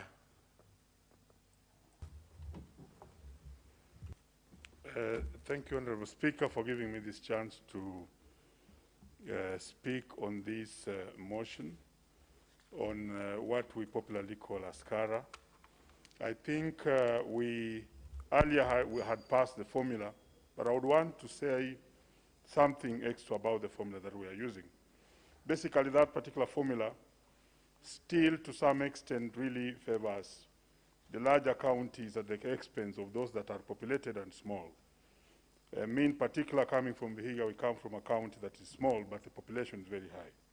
So possibly in future, we shall have to relook again at that formula with the insight of seeing that the people are the ones who are really getting the funding and not the population or just the poverty index. And again, even when we talk about the poverty index, then again we need a proper evaluation of the poverty index throughout the country, so that the records we are using, even if they are by the Kenya Bureau of Statistics, are correct, and this will actually go along the way to benefit all the people, especially the masses where they are. So we go for the person instead of the geography and the size of the place. The second thing, Honorable Speaker, would be basically, yes, the money goes to the counties, but how do they use the money? For me, I think the counties still have to work very hard on issues of pilferage of the funds that they are given, in terms of how they are able to monitor and oversight the monies that are given to them. To date, we still see many county projects given a lot of money, and yet they are unfinished, meaning that there's a lot of wastage. Thirdly, Honorable Speaker, I would also wish to speak on what my immediate predecessor talked about in terms of speaking here. the fact that the county governors now, when you hear them speak, they would wish even to become cabinet secretaries. It is so sad because they feel the cabinet secretaries have more funding and more regular funding than themselves. And they are giving a spirit of almost giving up on running the county governments. They are looking at themselves as people who must continuously fight for them to get funds. In fact, when you look at our governors speak, their last chairman was Oparanya, and now there's another person. He always turns into a trade unionist. In fact, I noticed they are now competing us in the trade union in agitation. And that picture is not good for this country, because this is a level of government that actually needs funding and regular funding. So for me, is to call upon the central government and the executive and the treasury and the exchequer to actually fund the county governments. The history of county government in this country is old, and me, I'm blessed to be a historian and a teacher of history. They are the kind of units that we had before and were thrown away because people preferred centralization of resources. The centralization of resources ended up not being very good for the country because we were unable to distribute or to redistribute resources across the country. And only few areas were benefiting at the expense of others. So sometimes even when I see them misuse money, yes, I call upon proper use of money within the counties. But I even prefer when they are using the money well distributed in every far-flung corner of Kenya than when that money is centralized. I want to believe that the Treasury is not having any business of killing the county government just like they were killed immediately after independence. And that is the direction we should never take again. So let's deal with them where they are to use the money properly, but let's never dream about going back to the old system where we centralize the usage of money within the country, because that was not good for us. Honorable Speaker, finally, on the issue of how the county governments deal with some of their sectors, I'll only speak about one, and this is the vocational training sector. Formerly, this money was 2 billion to every county, and the money was ring-fenced so that it directly went to vocational training. When I talk about vocational training, I mean those polytechnics that are otherwise not covered under TVET and are not also covered by the ministry, and they are under the county government. But now, because they wrestled over how much will go to the county government and how much will remain in the central government, they decided to give part of that 2 billion as part of the revenue to the county government generally.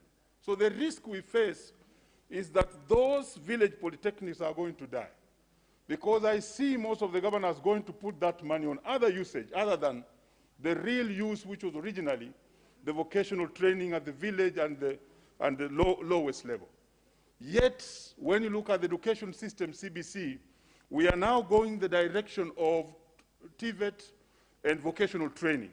So this is an area which I wish the county governments, as I get this money and allocate themselves, they will actually still make sure that we don't kill the village polytechnics, which are very important to ourselves, leave alone the ECD, which has been spoken about. And lastly, Honorable Speaker, let the county governments be able, and let's get a mechanism on how the county governments can actually also give a report on what they collect and how they use them. There are a number of institutions in this country, including county governments, that don't want to declare their collections in form of taxes. The other group are the universities, but I'll speak about them later on, because they want more money and we want to give them money, yes. But they never want to declare how much they collect through what is called the parallel degree program. So let the county governments be oversighted to declare what they are collecting. Possibly this can go to the central pool, and then they are given back. With those few remarks, Honorable Speaker, I want to support. Honorable Duele. Mr. Speaker, thank you very much. I take this opportunity to contribute to the County Allocation of Revenue Bill 2021, Senate Bill number 30 of 2021, which was read on 3rd of June 2021. Mr. Speaker, this is the bill that horizontally divides resources between counties. And it's prepared under Article 217 and Article 218 of the Constitution.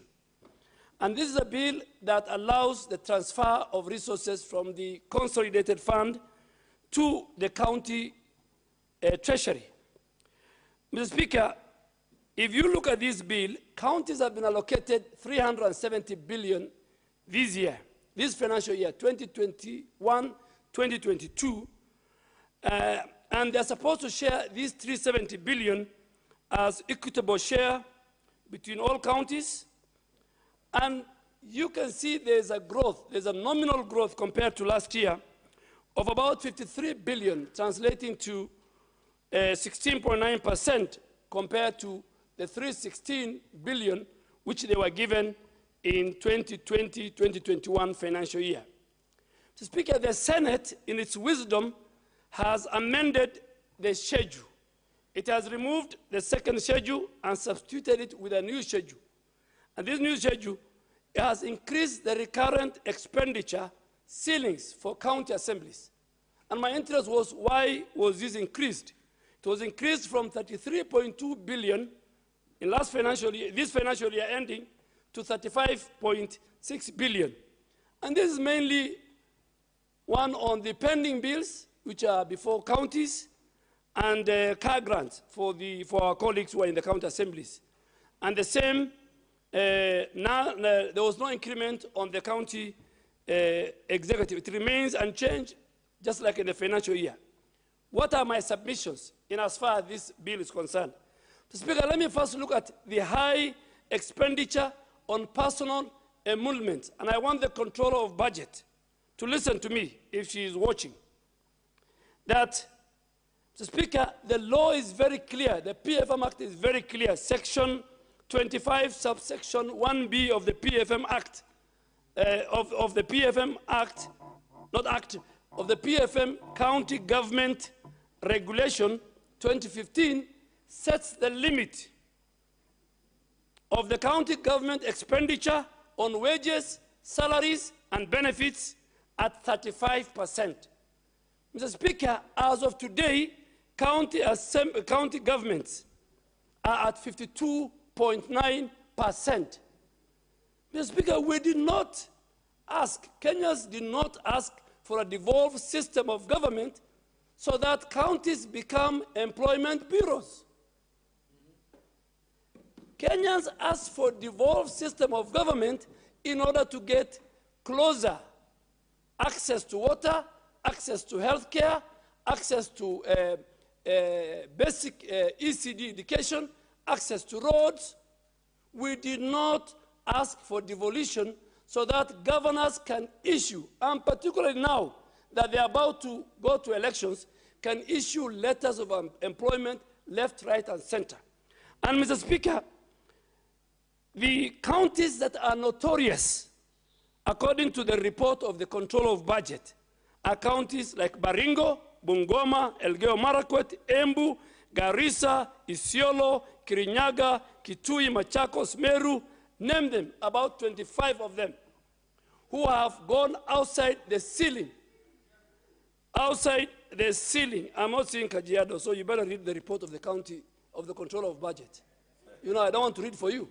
Kajiado is not there. So they have gone outside. And the failure is on the part of the Controller of Budget. The law has given power.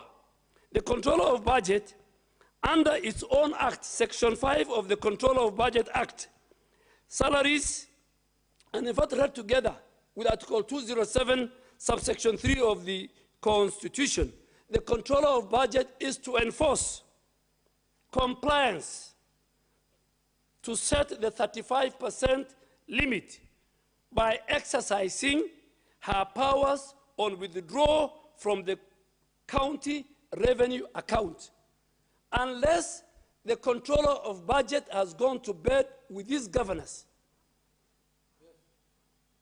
Mr. Speaker, you know, when you see governors supporting BBI, it's not because they love BBI. When you see governors are doing this in terms of wages and violating the law, is because they have compromised EACC. They have compromised the control of budget.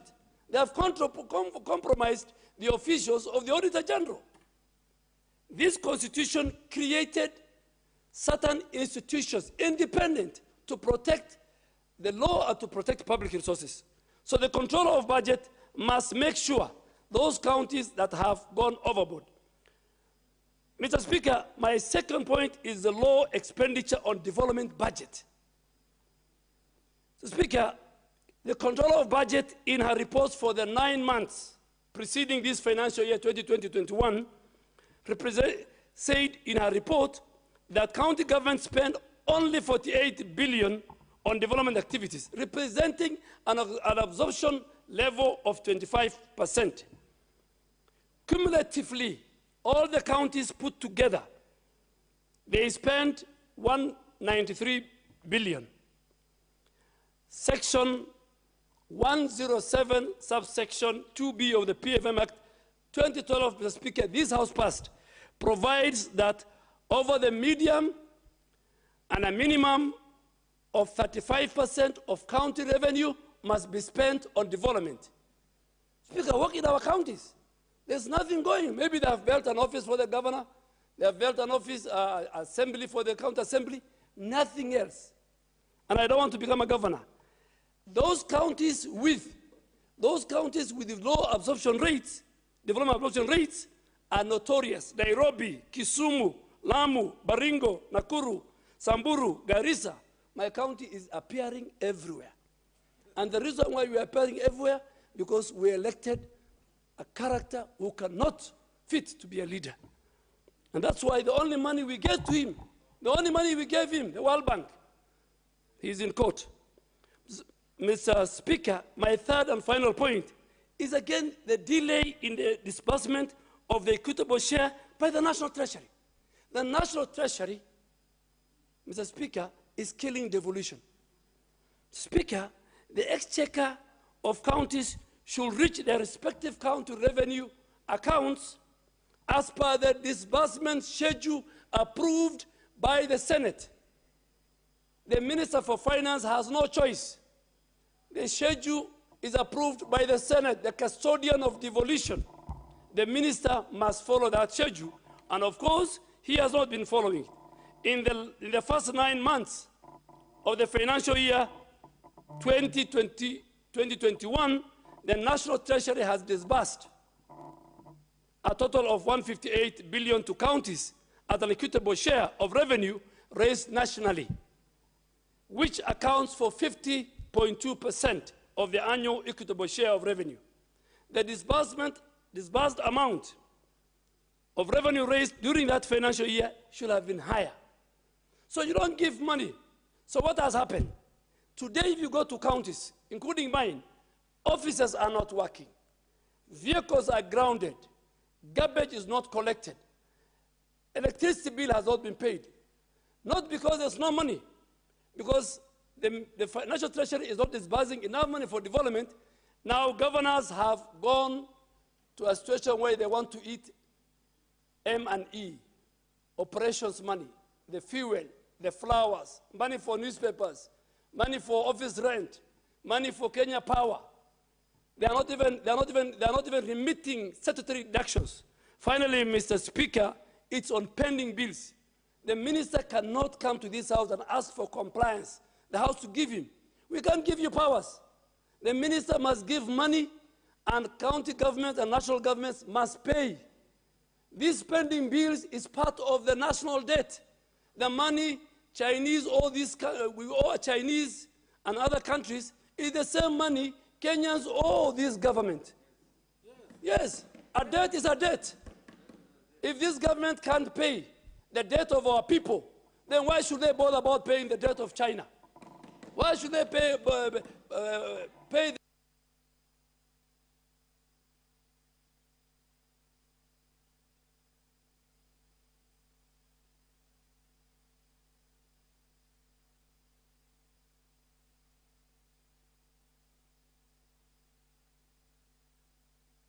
Speaker? Because, Mr. Speaker, I went into a lot of pain. I said, what is a debt? There are Kenyans I think the chair of budget will tell us, Kenyans are owed by county and national government close to 180 billion. Now, we are very much concerned about the debts that we owe IMF, World Bank, China. Why can't we first pay the debt we owe our people? Because if we pay our people, the economy will grow. Speaker, people are defying the instructions given by President Uhuru Kenyatta. In June, Madaraka Day in Narok, I was there. He said pending bills must be paid. Unless people working for the president doesn't want to follow his instructions, Mr. Speaker, pending bill is a cancer. It's affecting every village, every mamamboga. Let this government pay pending bills before we pay our debts to China and everybody else. The Honorable Gikaria, member for Nakuru Town East. He's not there. Are you going? Very well. Not desiring to be in the house. The next on my list here is the Honorable Mugambi Gishuki, member for Thaya.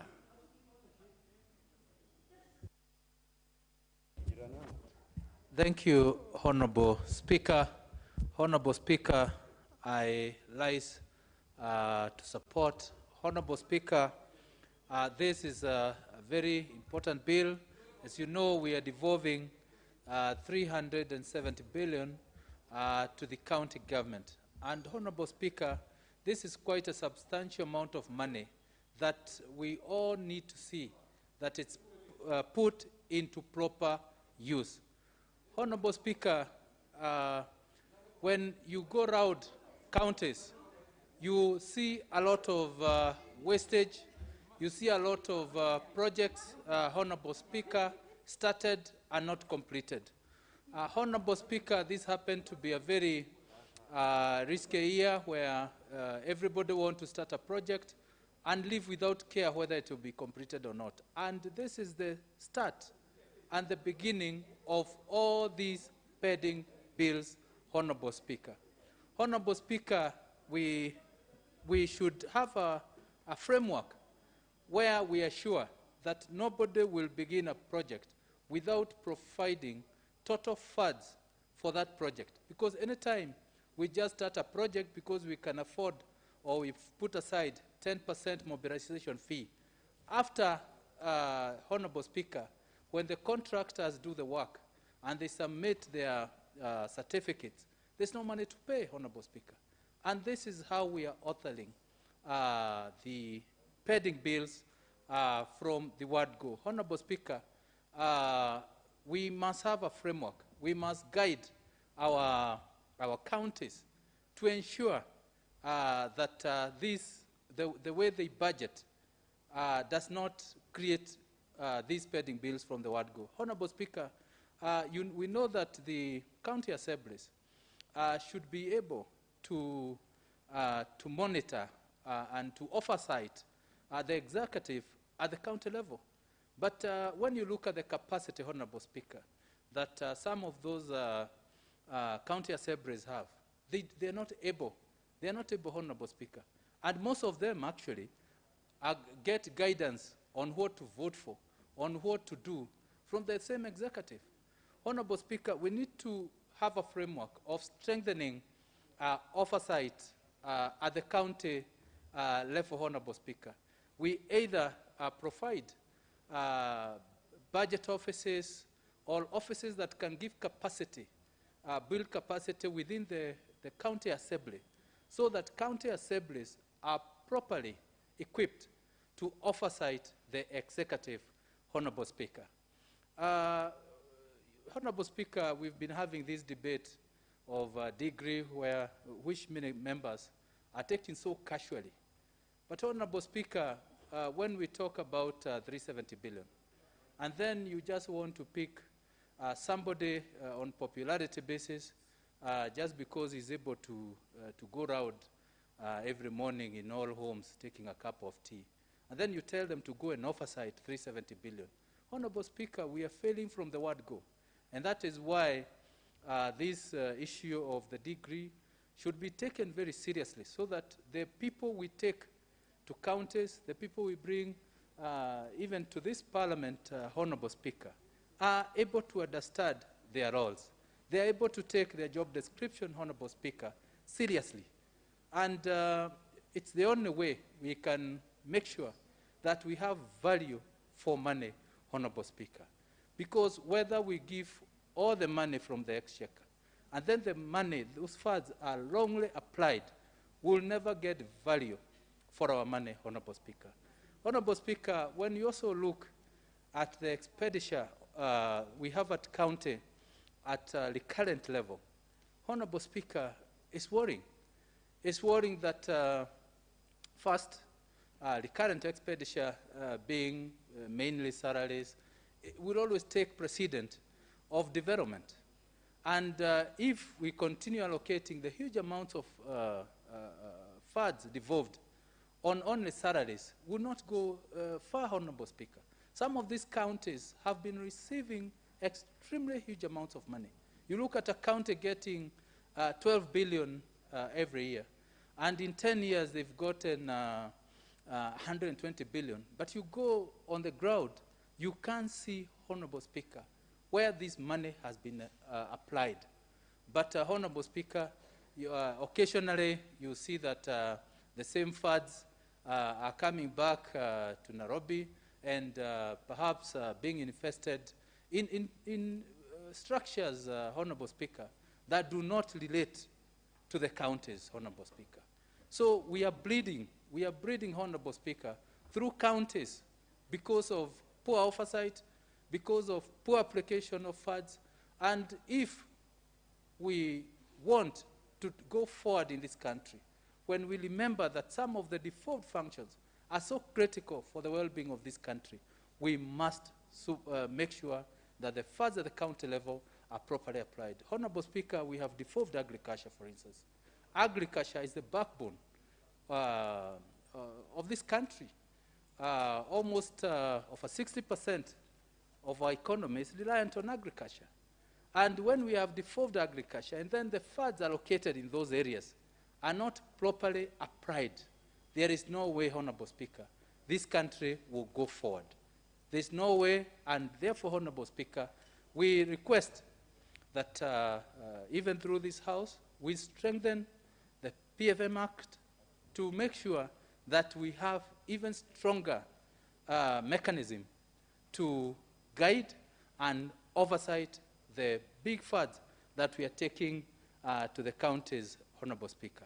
You know that even when we were pushing for BBI, we are pushing even to increase the funding to up to 35%, Honorable Speaker. And if we push more funds without better controls, then it means we are increasing wastage, Honorable Speaker. There's also one major role that has been involved, like environment. Environment, Honorable Speaker, is very critical in this country. But most counties do not take environment seriously. In some cases, we've been seeing some counties even hawking, Honorable Speaker, hawking garbage. In my county, we have had that practice where garbage is hawked from one constituency to another and to another one, because there's no proper plan. Yet there are funds to do those kind of functions. These are some of the very important functions that have been devolved but are not being taken seriously, Honorable Speaker, at county level. These function like environment. It's affecting our health. It's affecting our climate change. It's affecting so many areas, Honorable Speaker. Yet it's being taken and treated extremely casually in some counties. Honorable Speaker, we have to come with very strong framework to oversight the funds going to the county. And our brothers at the Senate level, we believe they should do much more to guide and to oversight the counties. And we hope going forward, the national government has done very well in terms of providing funds for pending bills. And we hope the county will also be pushed through the Senate to do the same. Honorable Speaker, remember this House had supported that any county that is not clearing pending bills, they do not get funds. And those funds can be released, should be released directly to those who are owed money, Honorable Speaker.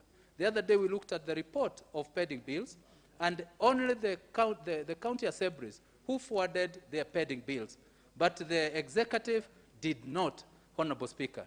And this is a matter that the Senate should follow and ensure the executive part of the counties also provide their pending bills, and they are pushed to clear them, Honorable Speaker. I beg to support. The Honorable Sotsi.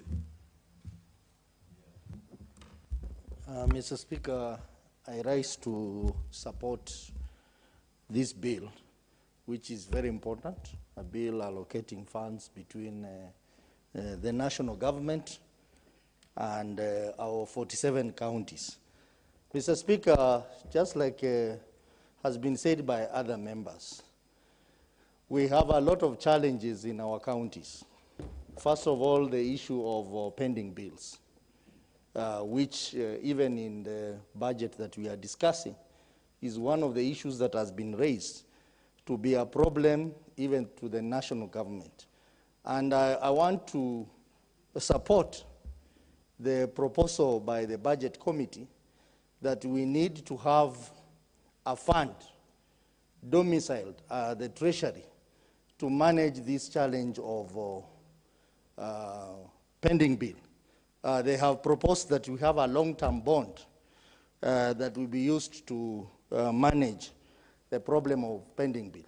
I think the same should be done to various county governments, because we understand there are various reasons why counties have pending bills. One of the reasons is when funds are disbursed late to the counties, and they have programs which they need to implement, and they are not able to implement those programs in time, then they end up having challenges of pending bill. But largely it's because of non-adherence to the law, particularly the Public Finance Management Act and the Public Procurement and Disposal Act, which some counties don't adhere to. The second challenge, Mr. Speaker, is the issue of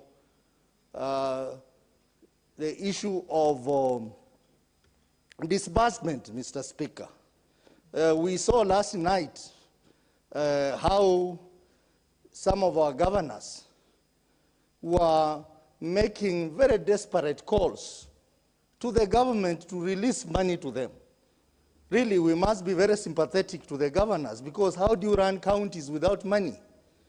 So I think in a way we have to relook at our laws in terms of releasing money, that we can even say the first charge on the exchequer should be the loans, the debts, but then the second charge should be release of the money to the counties, because they cannot run their programs successfully when funds are released to them very late.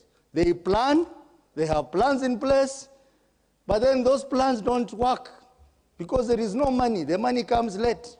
When the money comes, maybe they have very short time to use that money. I think this is a very serious problem. And as Honorable Duale has said, the Office of the Controller of Budget, one of the functions of the Office of the Controller Budget is to monitor the programs and projects in the counties. I think they should be in a better position to advise the government on the issue of release of funds. We know one of the challenges could be maybe there is no exchequer. But when exchequer is found, I think it is very critical that county government must be given priority. Because in law, they are required to have the funds as required in law. Mr. Speaker, The other challenge we have in counties is oversight, as have been said by one of the members here. I think a lot needs to be done to improve the oversight function in the counties. We do not want just to hear about MCAs wanting to impeach governors. That's when you hear about them. We want effective oversight in the counties under the Senate. I think it's high time the Senate stop poking their holes in the functions of the National Assembly, and they focus on the many challenges that we have in our counties, including the challenge of pending bills. There are so many issues that the Senate can deal with. Sometimes I see the Senate handling issues which are primarily issues of the National Assembly, when we have a lot of issues that require their interrogation as a Senate. So oversight is really an issue on the management of counties, right from the county assembly to the Senate, which I think we need to look at it and strengthen the oversight. If it will require increasing the capacity, we need to increase their capacity so that they can perform. And as has been said by one of the members there, the issue of degree requirement, I think is important. We need to have people who can understand complex audit reports by the Auditor General so that they can raise questions. But, Mr. Speaker, if we have a situation where we have members of the County Assembly whose only strength is that they were able to mobilize votes, but they can't even speak English,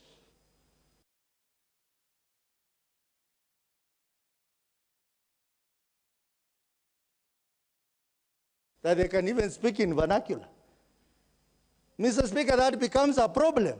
So I think the issue of oversight is very key in the counties and is something that we must look at so that we can enhance devolution. Mr. Speaker, some of the counties have challenges in terms of the money allocated to them, what they spend on recurrent expenditure, and what they remain to spend on capital projects. And I think some of these counties, if we are not careful, they may have challenges in future.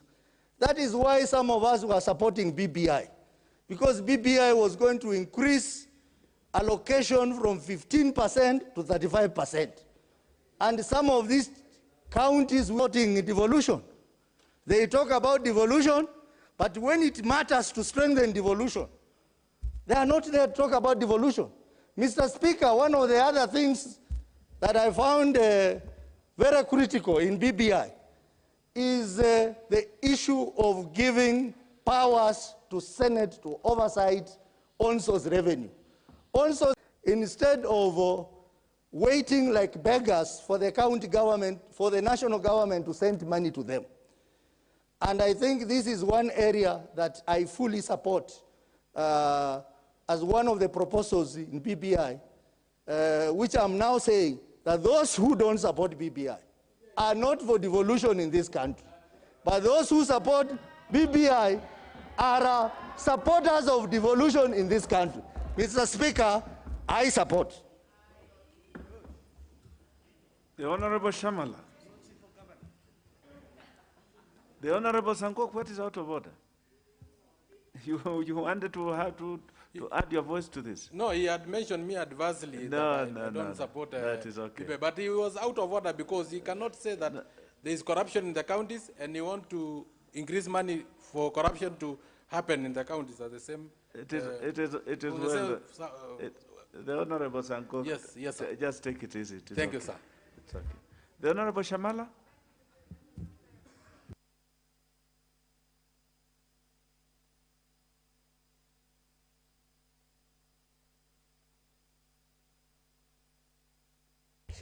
Thank you, Mr. Speaker, sir. Mr. Speaker, sir, I rise to support the County Allocation Revenue Bill, Senate Bill 30 of 2021. Indeed, Mr. Speaker, Article 6 of the Constitution of Kenya entrenches the spirit of devolution by stating that the territory of Kenya is divided into counties. However, I am extremely concerned, especially when I heard yesterday from the chairman of the Budget and Appropriation Committee stating that county governments have not provided details and reports on pending bills. Indeed, as echoed by Honorable Dwale, some of these pending bills include 26.2 billion for the County Pensions Fund as at 31st December 2020, 14.57 billion for Local Authorities Pension Trust as at 30th November 2020. It is indeed true, and I want to reiterate, that this money belongs to the people of Kenya. And if the counties at a devolved unit cannot release this money into the economy, then indeed we are facing dire circumstances. I want to state, as Honorable Dwale said, that the President had ordered that these pending bills be released, and it is a matter of great and extreme concern, and it must be followed through and addressed immediately. With those few, of course, it is also extremely important that the oversight of the county governments must be a matter now of really national importance. Oversight by the MCAs, the members of the county assemblies, and the Senate. Because as the people of Kenya, they should be, the people of Kenya will be answerable to the people of Kenya. The members of the county assemblies, the senators who oversight these counties. And with those few remarks, I do support. The Honorable Thuku Kwenya. Thank you, Mr. Speaker, for this opportunity to contribute to this bill on county allocation of revenue. And from the onset, I want to state that I support the bill because this is going to make sure that our counties get their allocation for the coming financial year of about 370 billion from the National Treasury. And on the same, Mr. Speaker, on the same breath, I also want to recognize that there's so much that has been done by our county governments because we need to be a people who appreciate ourselves. At times we are so hard on ourselves, we don't want to see any good. And in fact, in the spirit of devolution, this is what we wanted to see. And as much as much needs to be done, we must appreciate that much has been done. And if the National Treasury was effective enough or kind enough to be disbursing money to the counties in time, I believe much more would have been achieved. In fact, the biggest impediment to development in our counties is not just county governors, because anyway, we have an oversight mechanism whereby county governors are supposed to be held to account to the county assemblies.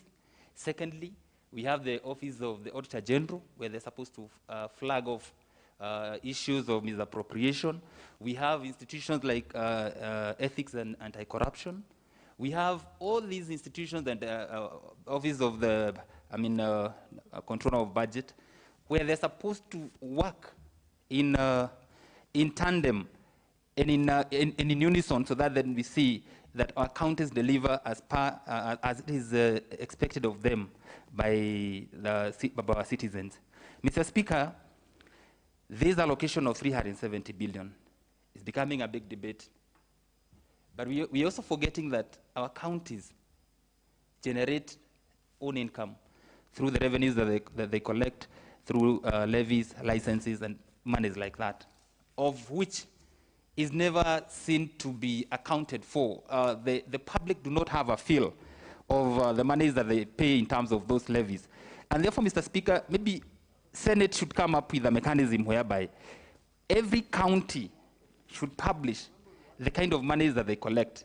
We have had some inefficient systems of manual collection of revenue through sales and revenue and levies that are collected from our farmers, from the production that come from the counties, especially sand, stones, and such kind of things. And the monies are collected manually. So that there is likelihood of pilferage or loss of such revenues, and it's a lot of money. If that money is put into to the rightful use, then it can supplement or complement the monies that they're getting from the exchequer. Mr. Speaker, our county governors must be tasked to account for the monies that they are receiving.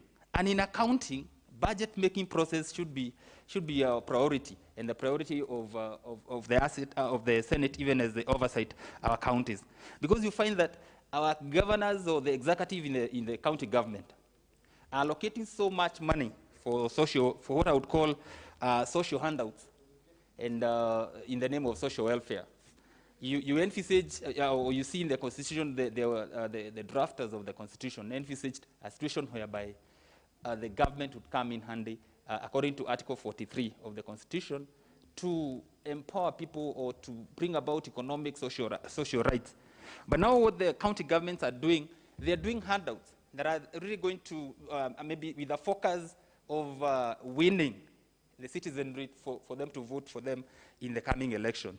We cannot have our tax money being given out to buy blankets, mattresses, at will, even when there is no need to do that. Because as opposed to these handouts, or because they're just handouts of foodstuffs, of gas and gas cylinders and stuff, we should have a situation whereby the county governments are empowering our people economically, so that then they can produce and be in a position to procure the blankets and the gas cylinders and things like that, as opposed to the handouts that they're giving, so that then we do not get value for our money. Mr. Speaker, Article 43 talks of social rights. And one of the social rights and economic right is the issue of health, access to health. Our county government must be seen to be investing heavily in matters health. You walk into our health centers, all you see is, or you get there cheap medicine, that's painkillers, there are no doctors, there are no sufficient nurses. You go to down to our county governments, the issue of water is a big issue. Nobody is investing in such programs that are for posterity, as opposed to what I have just said. And therefore, we would want to see our county governments investing more in investments that are for posterity. Mr. Speaker, we have also had issues with our county governments procuring outside PFMA, outside PPDA, that is Public Procurement and Disposal Act, because we cannot have institutions procuring beyond their budgets as envisaged in the Public Procurement and Disposal Act. Therefore, in accordance with the call by the President, our President, His Excellency Uhuru Muigai Kenyatta, that every procurement be done above board and be a procurement so that then there's no much of human interaction. That will ensure, and I hope that we're going to have an ICT system whereby if procurement is done beyond what is allocated in the budget, then there's a lockdown so that then you cannot procure at all beyond what is envisaged in the budget that is approved by the Director General for Budget. Mr. Speaker, I also want to speak on the issue of releases to counties in time. As I had said before, you realize that so much delays that are occasioned by the Treasury, because they give priority to the ministries and departments that are within the national government. But our county governments are left at the mercy of the Treasury and begging, whereas they should be getting the first priority. The surest form of devolution, if we are to spur growth and economic development, then it must be at the county level. Because once the county government start doing projects at the county level, the contractors are local. That means that money will have a ripple down effect to the people. Finally, Mr. Speaker, on physical planning, you realize that our cities or our towns are growing tremendously because of devolution. But in terms of physical planning, you find that the county governments do not have or are not building capacity so that then they can be able to deal with the growth that is happening within our county government or within our towns. I would give an example of 2 towns in my constituency, Kinangop. One is called Engineer Town, another one is called Jabini Town. These are towns that are growing tremendously. But you find that the government or the county government is not investing in terms of planning how sewer is going to be taken care of, in increasing water capacity. There are no play fields, markets, such kind of things. And I think it's just about time that we find in these budgets that are done by the county government a situation whereby they are doing some level of expansion of such facilities or amenities, so that then they can be able to deal with the growth that is happening within those towns. Finally, Mr. Speaker, His Excellency the President Uhuru Muigai Kenyatta, when he was re-elected for the second time, he spoke of the Big Four agenda. That is, and on top of that, of it was the issue of manufacturing. Mr. Speaker, would want to see our county governments putting money into some of these issues to do with manufacturing, building factories in our constituencies and in our sub-counties. We have seen a situation whereby in Ghana, a country like Ghana, for example, they came up with a policy, 1 factory per district. And that is what they are doing, they're implementing that. And that is going to deal a blow on the issue of unemployment, the issue of increasing the ability of our people to do what they're supposed to do, I mean, in terms of their personal growth. Because once we have these factories at the level of our sub-counties, then we are saying that we are not going to sell our produce, we are going to sell products in the near future. And therefore, Mr. Speaker, I support and I pray that we see prudence in the utilization of these funds. Thank you, Mr. Speaker. The Honorable Ali Athman, member for Lamu East.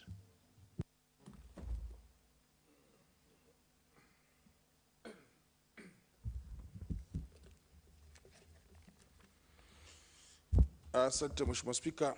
Mheshimiwa Spika, ningependa kuchukua fursa hii kuungana na wenzangu kuunga mkono huu mswada ambao uko mbele yetu kuhusiana na ugawi wa pesa ambazo zinaenda kwa serikali za kaunti.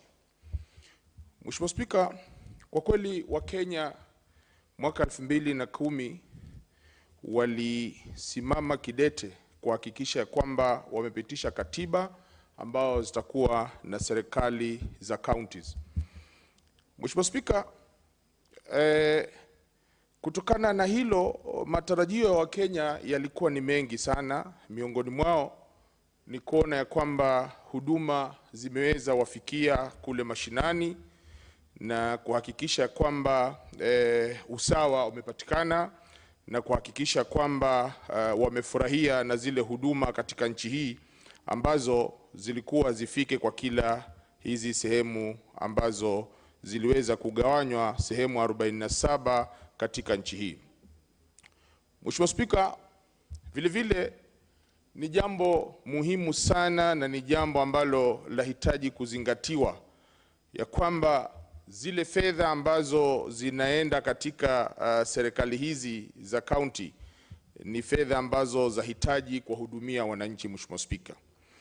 Lakini kwa masikitiko makubwa, Mheshimiwa Spika, tumeweza kushuhudia kwa takriban hivi sasa awamu ya pili kuanzia serikali hizi zianze shughuli zake kwamba kumekuwa na matatizo mengi sana, Mheshimiwa Spika, hususan katika zile hali za uongozi ambao unapatikana katika sehemu hizi. Mbali ya furaha ya Wakenya kutaka serikali za county ziwe zinafanya kazi ama kutaka serikali ya kitaifa iweke serikali za county kwa kila sehemu 47 hizi ambazo zipo, Mheshimiwa Spika, lakini yale yanayoshuhudiwa hivi sasa, Mheshimiwa Spika, imekuwa ni matatizo mengi sana katika serikali hizi za county, Mheshimiwa Spika.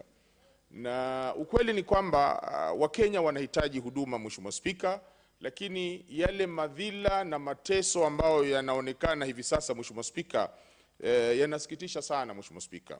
Mfano utapata kwamba, Mheshimiwa Spika, wafanyikazi wa county saa nyingine inafika hadi miezi mitatu minne hawajalipwa hizi fedha, Mheshimiwa Spika.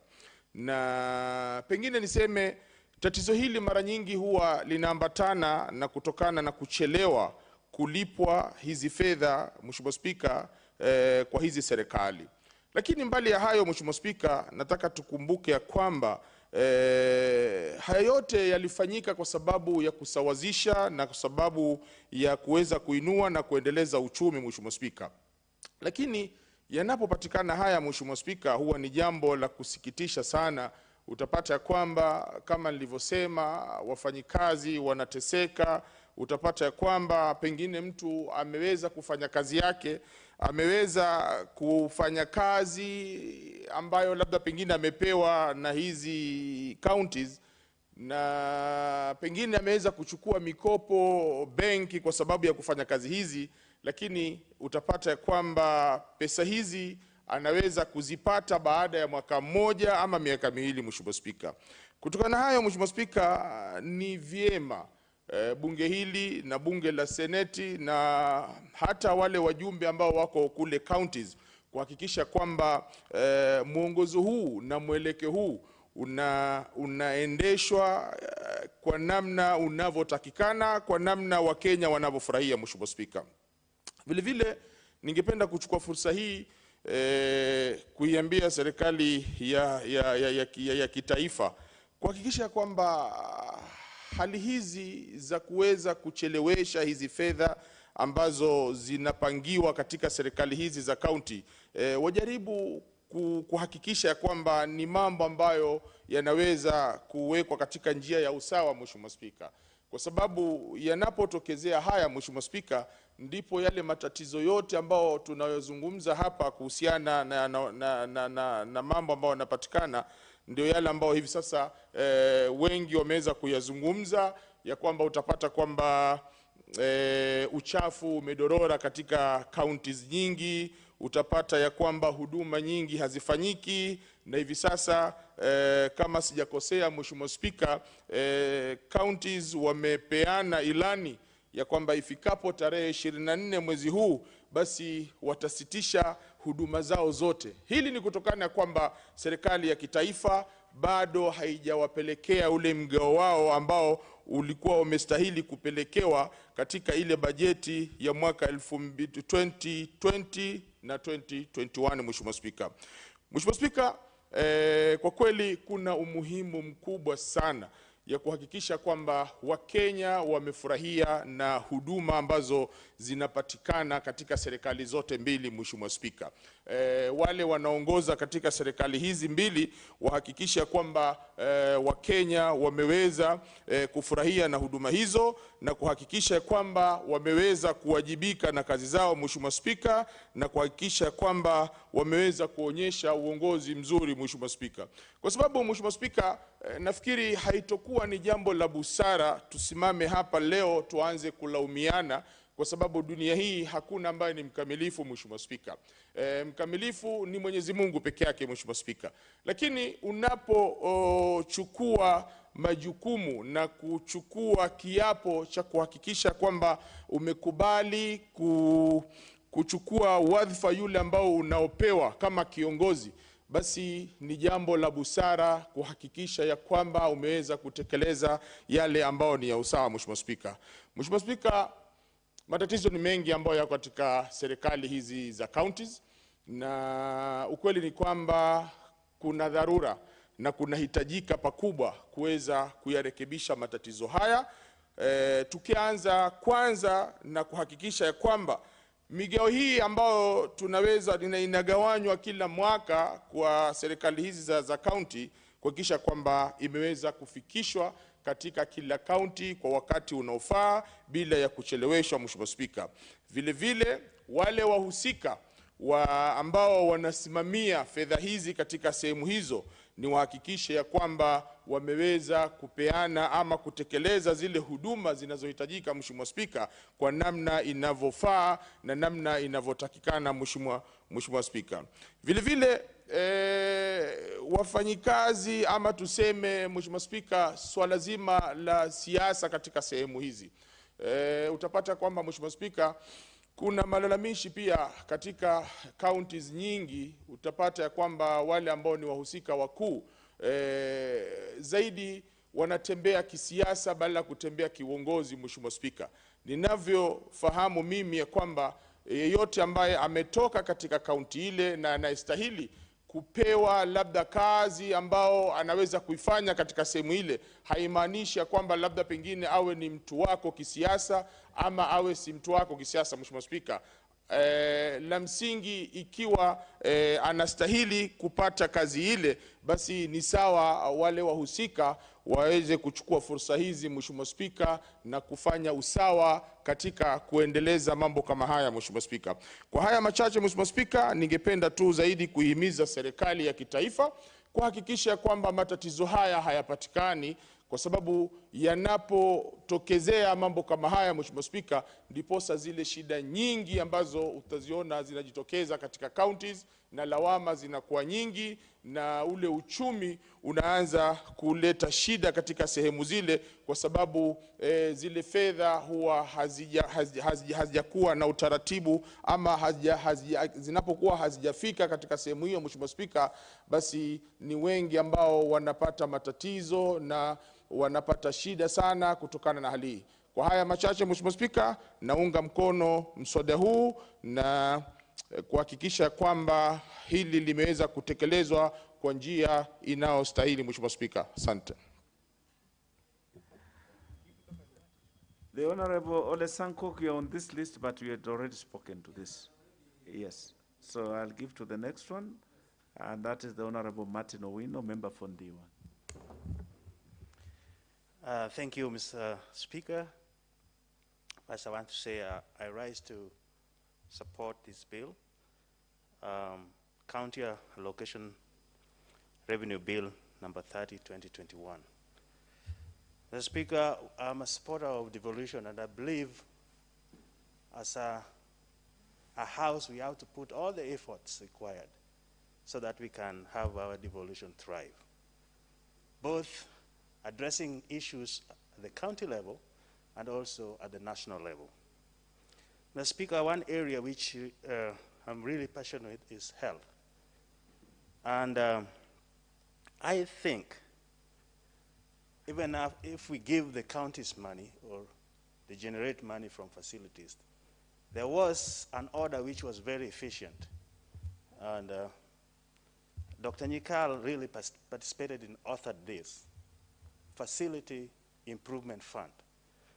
The Speaker, that means only that the funds have to be generated in the facilities for service, and those funds were retained in the facilities in order to provide and improve infrastructure and others so that the facility can be afloat financially.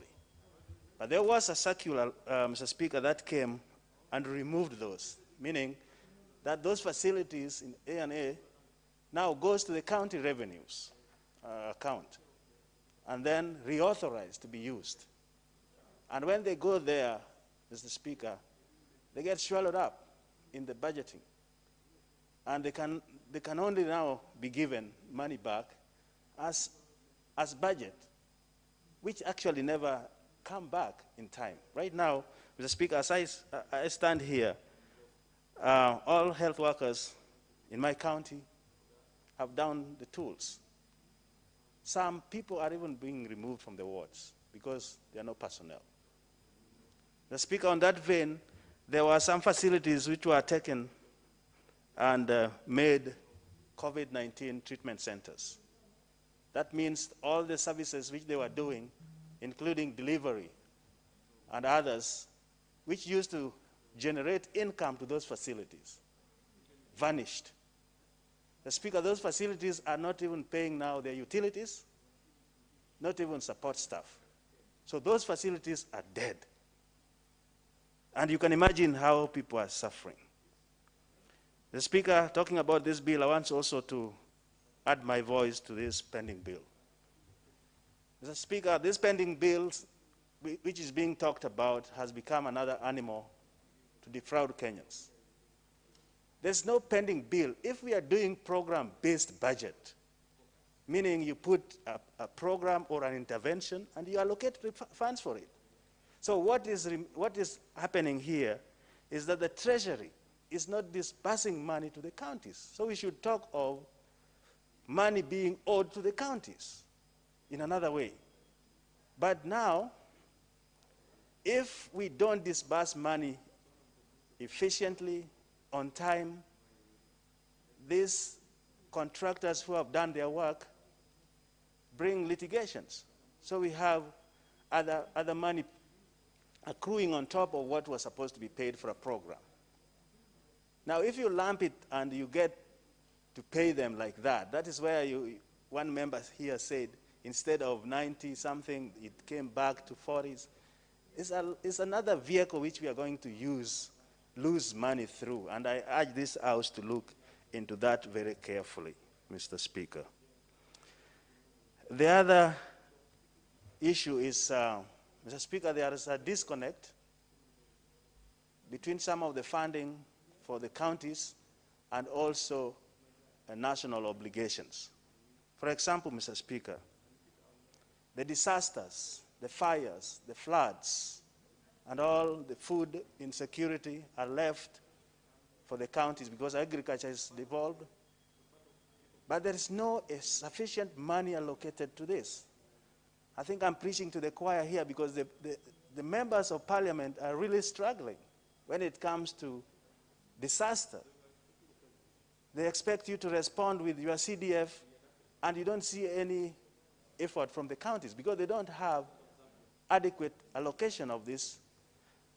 Mr. Speaker, I don't know, we talked about disaster management bill. I don't know where that is, but I think this should be centralized so that we have a proper response.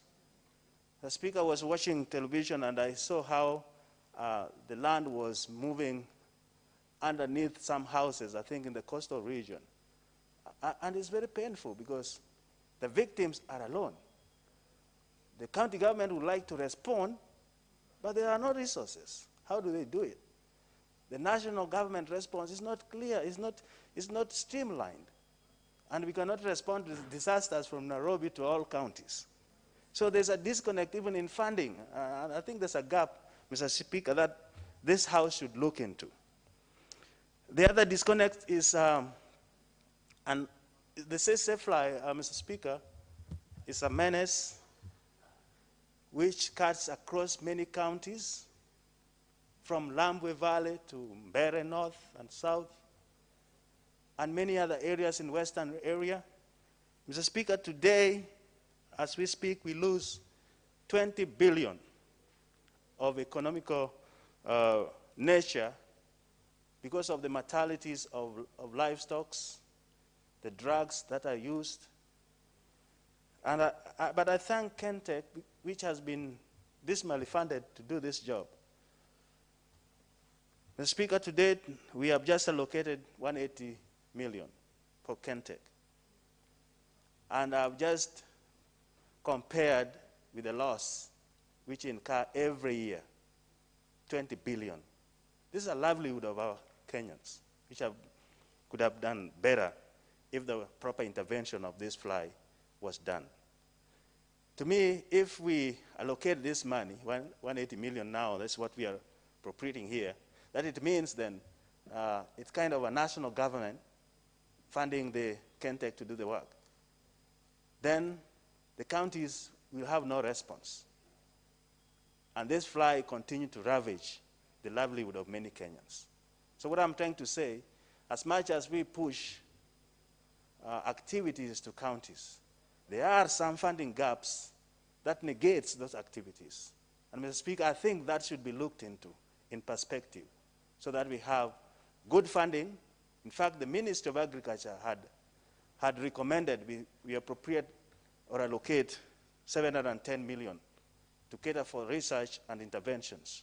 And I just see 180. I think, I don't know whether it's possible in the Committee of Supply, look into this item and make sure that the livelihood of the farmers in this region are also considered. With those remarks, Mr. Speaker, I support, and let's continue to support devolution. That is the only way to go. as we usher in efficiency and effectiveness. Thank you, Mr. Speaker. The Honorable Koi Waluke, member for Sirisia.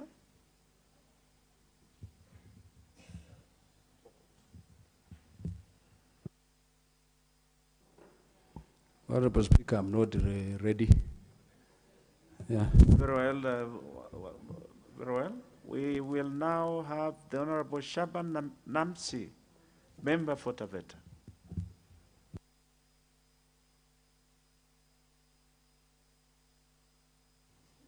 Asante sana Mheshimiwa Spika kwa kunipatia fursa hii, nami pia nizungumzie mjadala huu ambao ni kuhusu sheria ya ugavi wa pesa kwa maeneo 47 ya ugatuzi. Mheshimiwa Spika, ukweli ni kwamba Wakenya walifurahikia sana jambo hili la ugatuzi.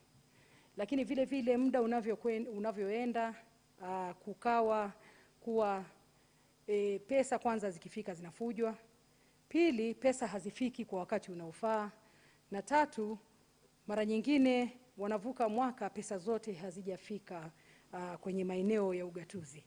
Mheshimiwa Spika, wenzangu wote wengi wamependa kuzungumzia masuala ya wanakandarasi ambao wanadai serikali za ugatuzi kila mahali hapa nchini. Hata serikali kuu pia nayo inadaiwa kulingana na vile ambavyo kazi zinavyo, utendaji kazi wa wanakandarasi na pesa kucheleweshwa kuwafikia. Mheshimiwa Spika, kilio kipo kila mahali, na kilio kikubwa haswa ni wafanyikazi wa eneo za ugatuzi karibu ya kila mahali wanalia kuwa mishahara haijalipwa kwa muda mrefu.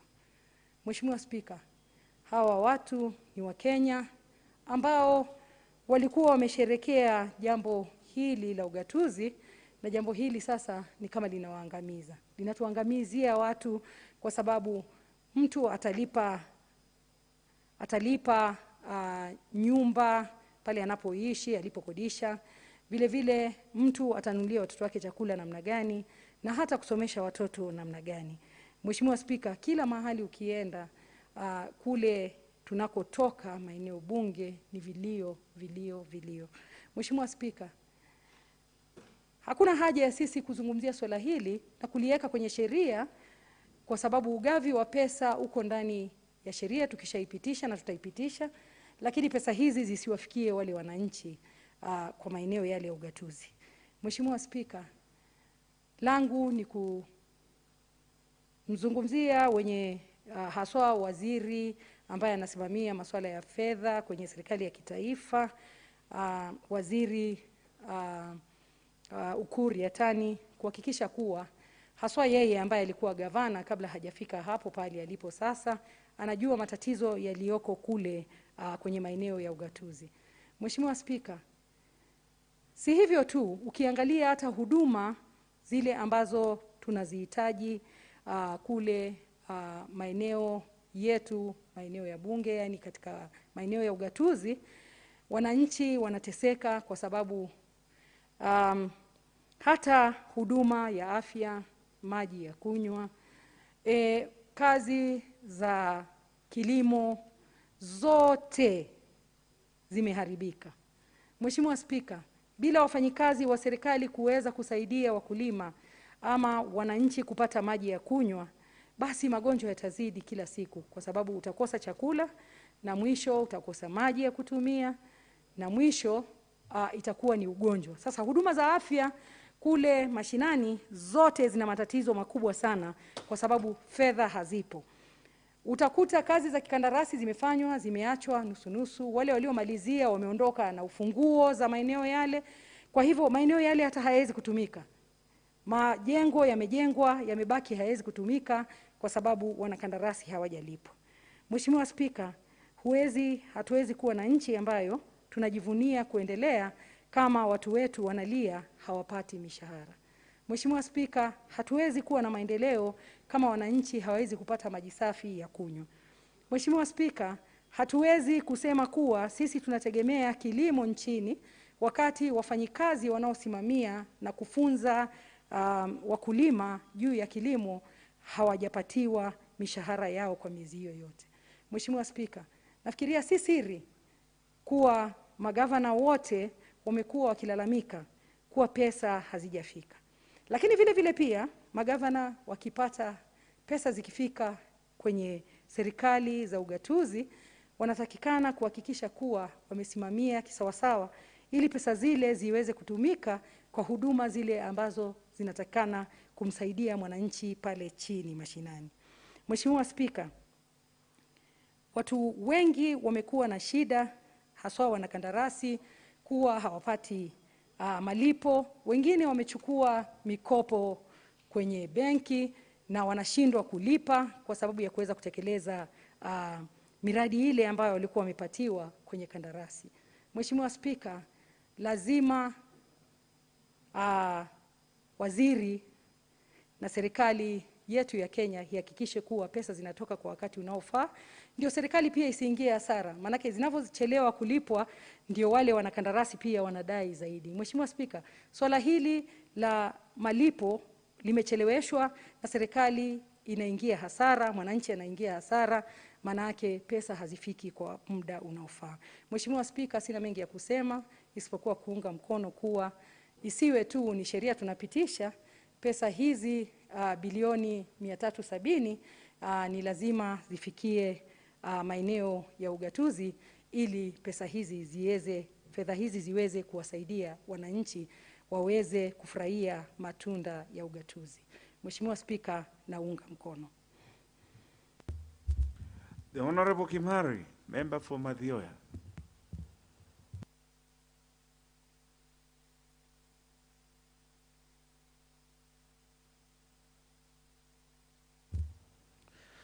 Thank you, Honorable Speaker. I also rise to support and give my voice into this very important bill on revenue allocation into our 47 counties.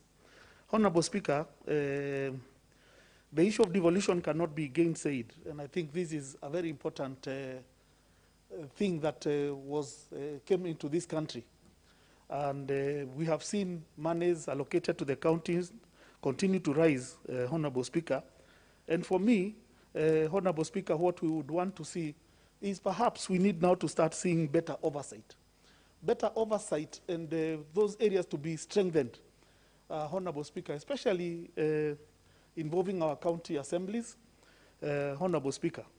We know in a lot of these houses, counties, assemblies, there is a lot of intimidation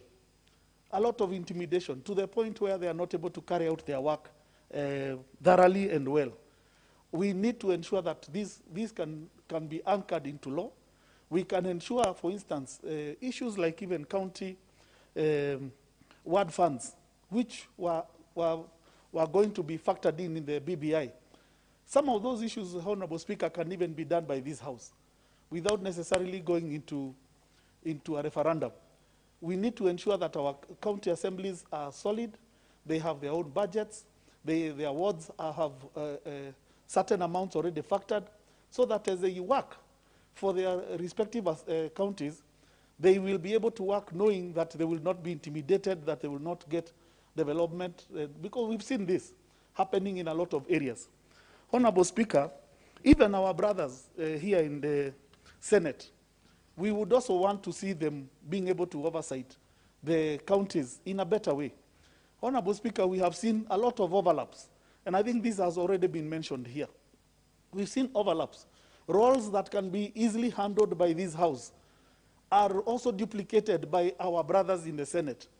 We have seen instances, for instance, Honorable Speaker, when this House was already seized on a matter when we had a dam that had burst its banks in the Rift Valley. The Senate were also investigating the same matter, and at the end of the day, Honorable Speaker, it does not come out well when the two houses take reports that don't seem to be really speaking the same language. For me, I would want to see these roles streamlined so that the Senate can perhaps be able to stick to those matters to matters counties and to ensure that they can be able to follow them through in a better manner. Honorable Speaker, the issue of pending bills has really been mentioned today, and in this is a thorn that is really big in almost every county government. Although they may insist that sometimes monies are delayed at the national, by the national government, we must make sure that whatever projects and programs are factored, when funds come, they must be able to allocate money to clear the pending bills. And I think this is something that must be seen through as quickly as possible. Honorable Speaker, some of the devolved functions are very critical to our people. Honorable Speaker, we have ended up having to do some of the programs that should actually be done by the county governments. For instance, the rural roads that are not even Kera roads have been totally neglected. We've had sometimes to have to do those roads ourselves, despite even the small resources that we are getting through Kera on those roads. Even the last mile connectivity on water, which is supposed to be a role by county governments. We see national government building mega dams across the country. We see water main pipelines being laid, but the actual last mile connectivity to the households is still very wanting. And we would want to see more Kenyans receiving, getting the water resource. Honorable Speaker, I think even the issue of agriculture has been mentioned here, and we would want to see even better advice to our farmers in various areas, and more these issues being looked in a better way, so that we can ensure that the issue of agriculture in our counties is better developed. The hospitals in our various counties, some of us, like even like Madhya, for instance, does not even have a level 4 hospital to date. And even those clinics and dispensaries that we have rarely have drugs at all to dispense. So this, I think, is something that we need to see growing. Honorable Speaker, the other thing that is extremely important and has been worrying is when we see that county governments, the revenue they collect is rarely accounted for. The revenues they were collecting years earlier, even before they were getting anything from government, was much higher than they are currently collecting. Unless these funds are not being declared in full, I think this is an area that has a lot of disparities. Given the situation and where we are, we would be seeing much more being collected, because they have more staff, they should be able to streamline these areas, and they can even use the IT solutions that are there to ensure that this is done. Honorable Speaker, these are the few areas that I would have wanted to mention. But more importantly, also is to mention that disbursement by government should not be delayed to the counties so that they can be able to effectively do their work. Thank you, Honorable Speaker.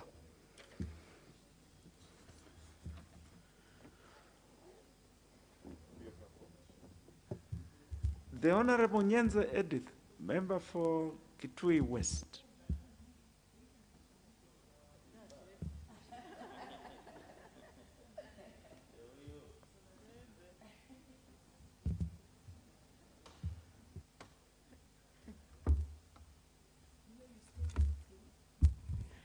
Thank you, Speaker, and thank you for giving me this opportunity and also waiting for me. Let me take this opportunity to support the county allocation bill, Senate Bill number 30 of 2021. From the onset, let me say that I support devolution. I actually support devolution because we all can see what devolution has done. It has transformed our country. And the health centers and also many infrastructure can be seen in our counties and in the whole region. Even health has also been devolved, water, and so many other things, even businesses to our to the youth and to the people all over the country. We can see that people are now getting jobs of doing contracts and also getting employment in the county governments. So there is a lot of positivity and a lot of improvement in our country. And this is all because of devolution. So I support devolution.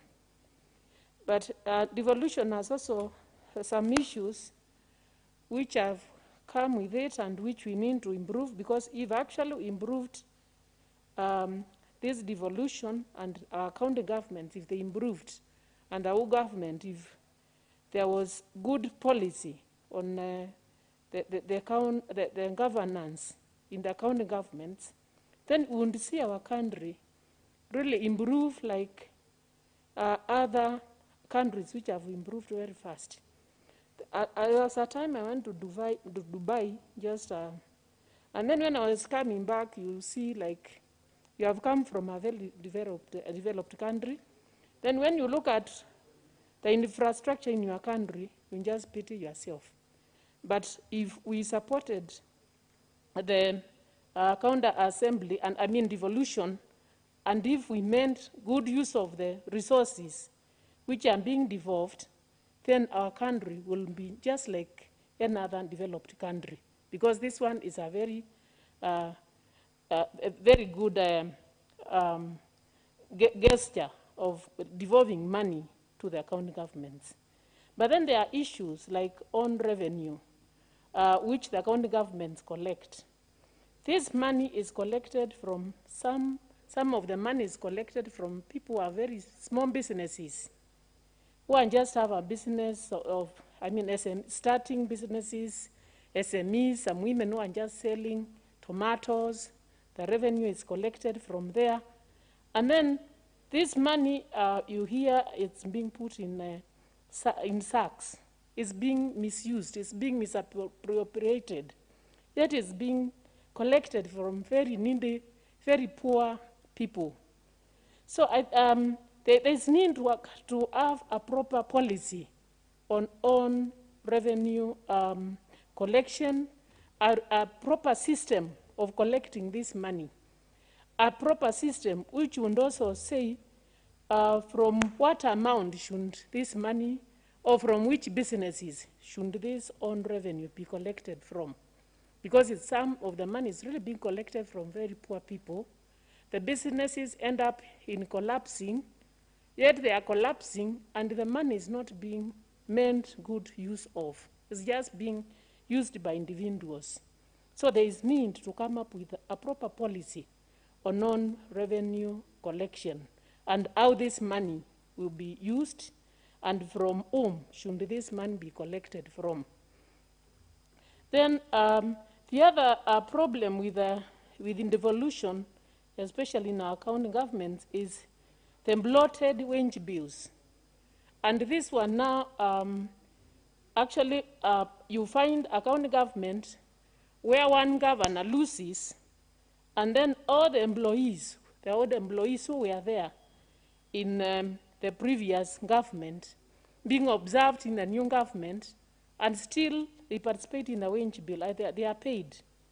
So you end up in having bloated wage bills, and this money is being misused instead of this money being there for development.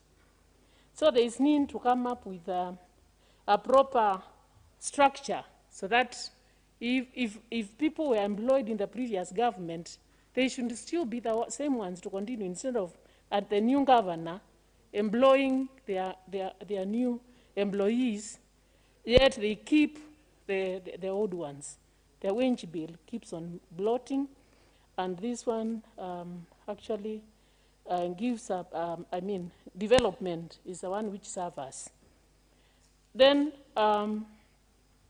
it's like we've also devolved corruption to the county government.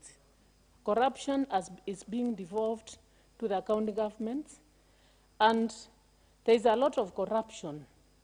And this corruption is which is making us not really improve, is the one which is making us lag behind, is the one which is resorting to pending bills.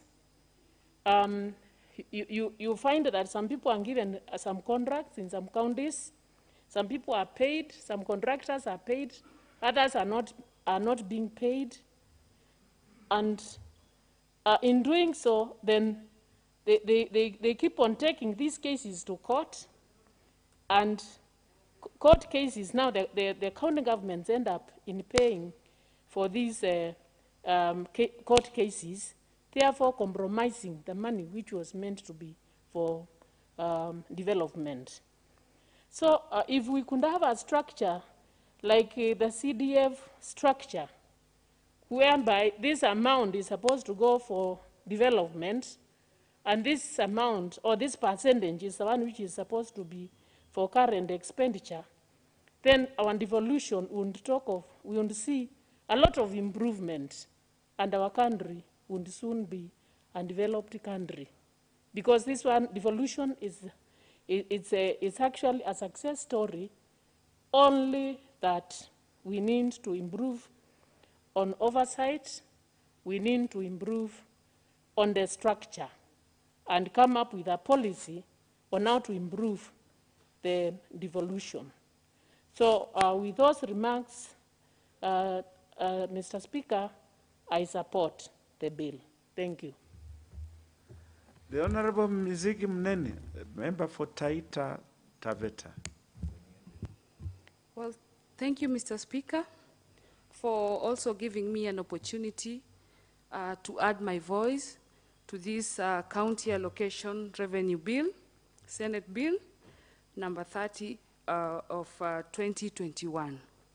And from the onset, Mr. Speaker, I want to start by saying that I want to support, and I want to support this bill because it is going to make sure that there will be revenue in our counties, and therefore smooth running of businesses in the county. But Mr. Speaker, as I support, I want to say, as many have spoken here, I want to say there are challenges. Mr. Speaker, there are challenges because we have seen people suffer, and majority of the people are people who have been doing business with counties because of pending bills. Mr. Speaker, people have died because of high blood pressure. People went ahead and took loans so that they can work or do business with counties.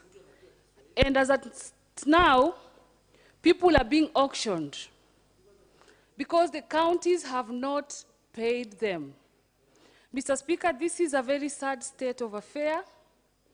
And Mr. Speaker, as we pass this bill, as we discuss this bill, it is my great wish that is going to help or solve such kind of problems. Mr. Speaker, I also want to talk about the recurrent expenditure. Mr. Speaker, this, in most cases and most counties, these expenditures are huge. And as much as the expenditures are huge, the complaints also are so huge. Most of the staffs at the counties have not been paid. Majority of them are suffered. They have been kicked out of their homes. They are not able to pay rent. They are not even able to pay for their own children's school fees. Mr. Speaker, we have seen many people suffer at the counties, contrary to what we had believed that devolution is going to do. And therefore, Mr. Speaker, as I conclude, because a lot has been said, I want to say that as the monies are going to be disbursed in the counties, I will urge the county governors to priority is key, to prioritize matters. Because when you look at some issues like the issue of health, there's a say which goes that a healthy nation is a wealthy nation. And we can't say that we are developing and we can't say that we are wealthy if our people are sick. And therefore, I will support and I will insist that priority is key as when it comes to when the money is disbursed, as they start allocating money to different items, they should prioritize health, and the staffs should be paid, and also pending bills. Thank you, Mr. Speaker, for this opportunity, and thank you. We shall have Honorable Manzo Kitonga. Thank you, Mr. Speaker, for giving me an opportunity to contribute on this very important debate. And Mr. Speaker, I rise to support the report which was presented here by the committee on the county allocation of revenue bill, Senate Bill number 30 of 2021. Mr. Speaker, a lot has been said, and I don't want really to repeat myself. This country had a lot of hope when devolution was done in the 2010 Constitution. I personally supported devolution, and I believe devolution can work very effectively, and it's one way of developing our country if the money is devolved, properly utilized, and also taken to the counties in good time. When devolution started, Mr. Speaker, things were very efficient, and the first time, funds arrived in good time, and as time went by, there were a lot of issues in counties, and I think also Treasury grew cold feet. Remember, every county has to account to Treasury how it has used its funds, and there should be certain levels of, what they have done with the money in a year and how much is left. So at times it becomes difficult to send more money when the works have not been done and the reports have not been presented. So some counties, they themselves occasion the delay of the monies being released there.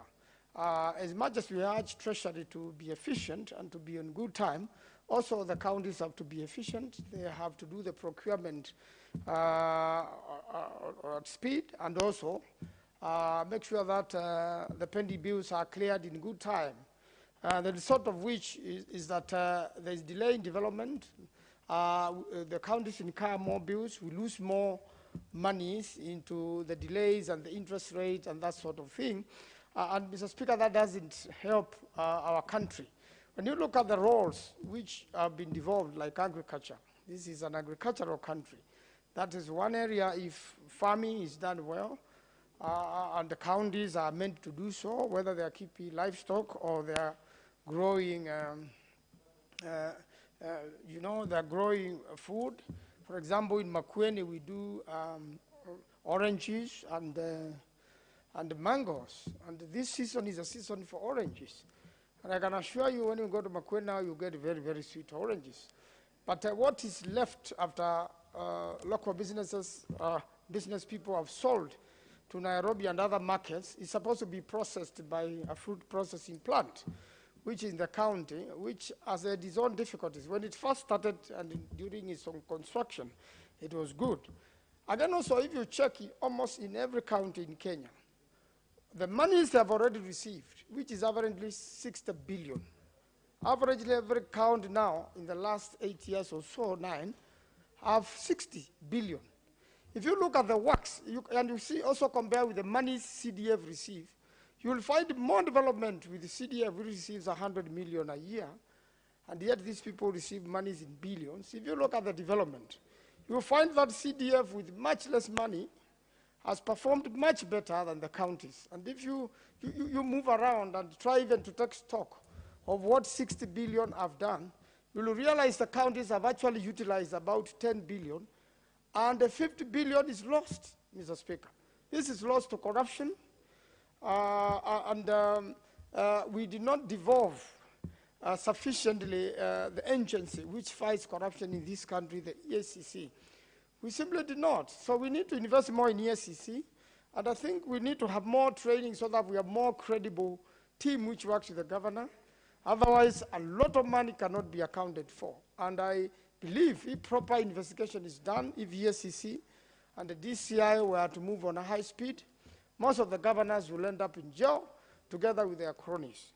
Because most of the money we have sent to the counties have been stolen. And if I were the Minister for Finance, really, or the Permanent Secretary for Finance and his team, they will grow, lethargy. They will feel, the right thing is not happening with the devolution in Kenya. As much as BBI is proposing to add this money, I think, honestly, it's going to create more trouble, more problem when we send more money and we are not putting sufficient structures to check these governors. If you look at the county assemblies, most of them are captives of the governors. So you find the county assembly cannot check the governors properly. And we must put it in the law that the county assembly's monies are on their own. The county assembly does not receive money county assembly does not receive money through the governor.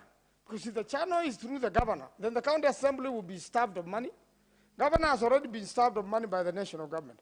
When the money gets to the county assembly, it is again further starved, to the county assembly. And the county assembly have been reduced into mere bulldogs, which cannot bite. So we need county assemblies which have teeth and can bite and can check and can thoroughly scrutinize every development program so that really development takes place at the counties. And most of the money is allocated, Mr. Speaker, do not really end up into development. It ends up into a lot of other things, public participation, which is not really public participation, mismanagement of these funds, unnecessary,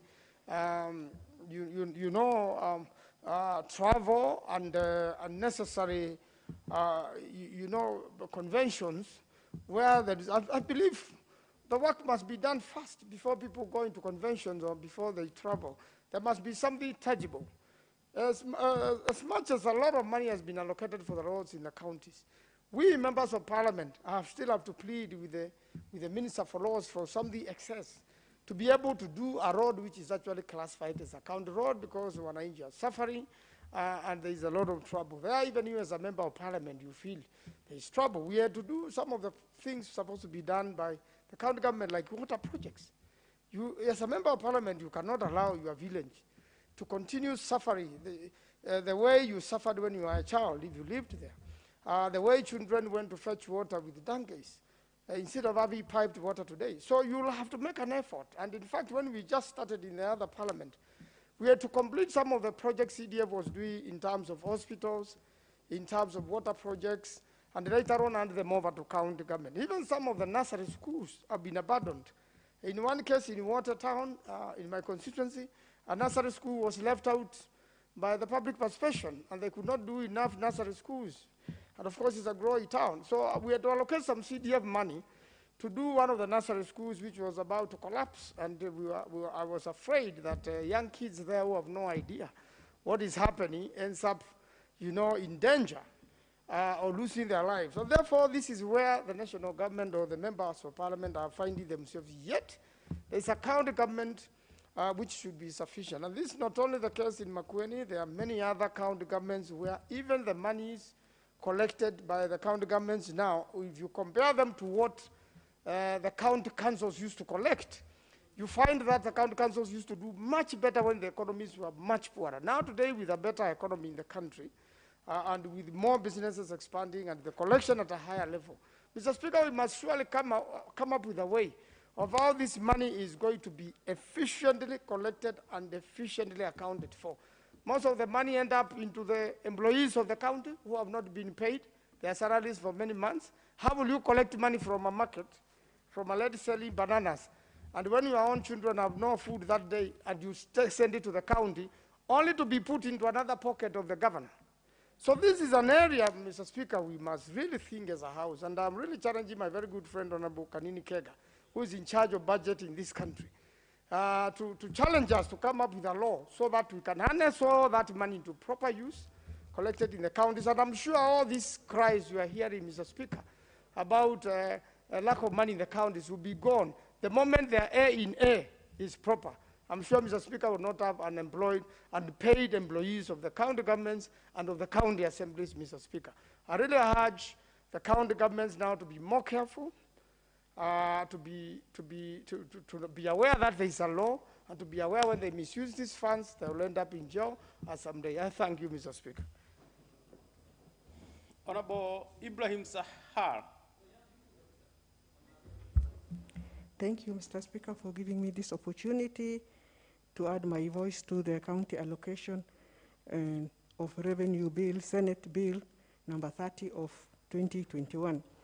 Mr. Speaker, the bill seeks to make provision for the allocation of revenue raised nationally among the county governments for financial year 2021-2022 and facilitate the transfer of the allocations made by counties under this act from the consolidated fund to the respective county revenue funds in accordance with the resolution approved by the Parliament under Articles 117 of the Constitution.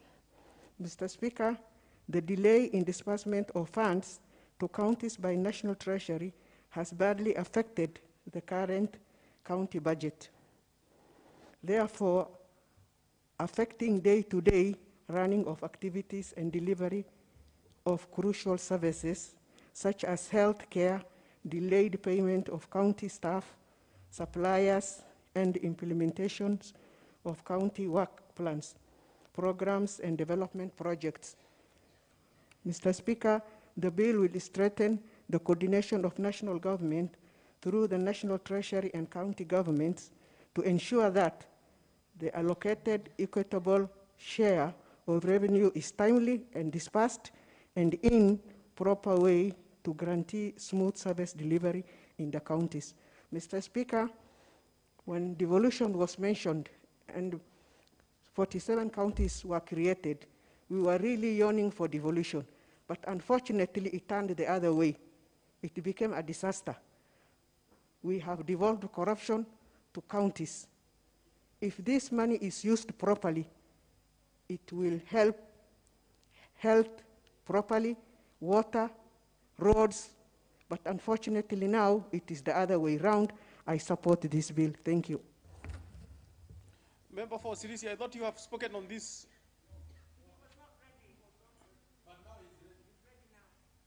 Are you sure you haven't spoken? Okay, okay, you have the floor. I suppose you are sufficiently ready. I came late, Honorable Speaker. But you are here. Yes. Please proceed. Thank you. You look ready. Honorable Speaker, I thank you for giving me chance also to contribute on this Senate Bill number 30 of 2021. Honorable Speaker, with my observation, we were happy with the devolution, anxious, thinking that government, when they were created, they were going to help this country because the monies were to go to Mashinani. But Honorable Speaker, it's like we created money for people to eat, because the county government, the 44 county governments, Mr. Speaker, people are crying all over, everywhere, about corruption. The structures, Mr. Speaker, for the money to the county government has not been there. And people in the ministry, like Minister of Finance, Mr. Speaker, they put structures for the CDF, because initially when CDF started, Mr. Speaker, the MPs were controlling CDF. And later, the government put structures to control the funds, whereby, Mr. Speaker, in this case,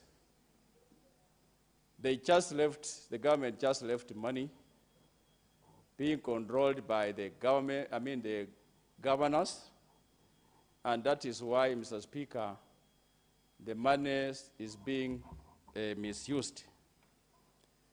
If you check properly, Mr. Speaker, the little money that constituency gets, you cannot compare with the money, billions, that the government get, Mr. Speaker. We get 100 million in each constituency, and the work is seen. The 100 million has done a lot of work, and the public is happy the way CDF is spent. And it's very little money, Mr. Speaker. Like, let me quote my account where I come from. We get 8 billion for the government. And we are 9 constituencies where we get 900 million. And you cannot compare the development that the 900 million, we've used it properly, and it is seen on the ground, Mr. Speaker. Mr. Speaker, we are passing this bill. I support, yes, but with very little or small heart, because like the collections, before the government were created, the councils used to collect a lot of money. But now, where the money, we expect that the government has put better structures than the councils. But the money, the collection is not there. We hear that they collect their money. First, they take it to the house of the governor. And then later, that little that they will remain is when they will take it to the treasury. And this is what is happening, Mr. Speaker. So we urge the government to put the same structure that the government put to control money for CDF, so that the government money can be controlled in a better way, Mr. Speaker. Because without structure, Mr. Speaker, it's like we are just, the country is just donating money to make governors rich. Every governor has a lot of money. Either he has built or has bought 3, 4, 5 hotels, big hotels. Where do they get that money to buy all those things that? And Mr. Speaker, it is just that the Constitution allowed 10 years. If I was asked, Mr. Speaker, each governor could have only gotten 1 term. Because, like, for those who have been elected for 2 terms, Mr. Speaker, they have really enriched themselves. And we, like the budget committee, I support the treasury, that the minister should slow by giving out money, not very quickly, the way they want. Even if the pending bills are there, Mr. Speaker, but the minister should be slow. He should go slow the way he's going. So that, Mr. Speaker, these people, in one way or another, it's like a break. They are given too much money, but because the structures are not there, because they are stealing, Mr. Speaker, the Treasury or the Minister for Finance should go the way he's going, even if they are complaining, Mr. Speaker. With those few remarks, Mr. Speaker, I support. You support? Yes. Honorable Oduol. Professor. Thank you, Honorable Speaker. Honorable Speaker, on the onset, I would like to support this bill. Honorable Speaker, I do so because as we look at the bill, we can see that it seeks to ensure that, Honorable Speaker, we can have equitable distribution of resources. Honorable Speaker, I was going to support this bill mainly by indeed drawing attention and emphasis to the manner in which a number of county functions that are very clearly articulated in the Constitution, Honorable Speaker, ranging from agriculture to health, to transport, to trade, to county planning, to dealing, Honorable Speaker, with the very delicate aspect of our citizenry, the children, with regards to early childhood development, and pointing out, Honorable Speaker, that indeed this bill, in terms of the very clear objective to make provision for the allocation of revenue raised nationally among the county governments for the financial year 2021, was going to be a very critical and useful aspect, especially at this time of COVID.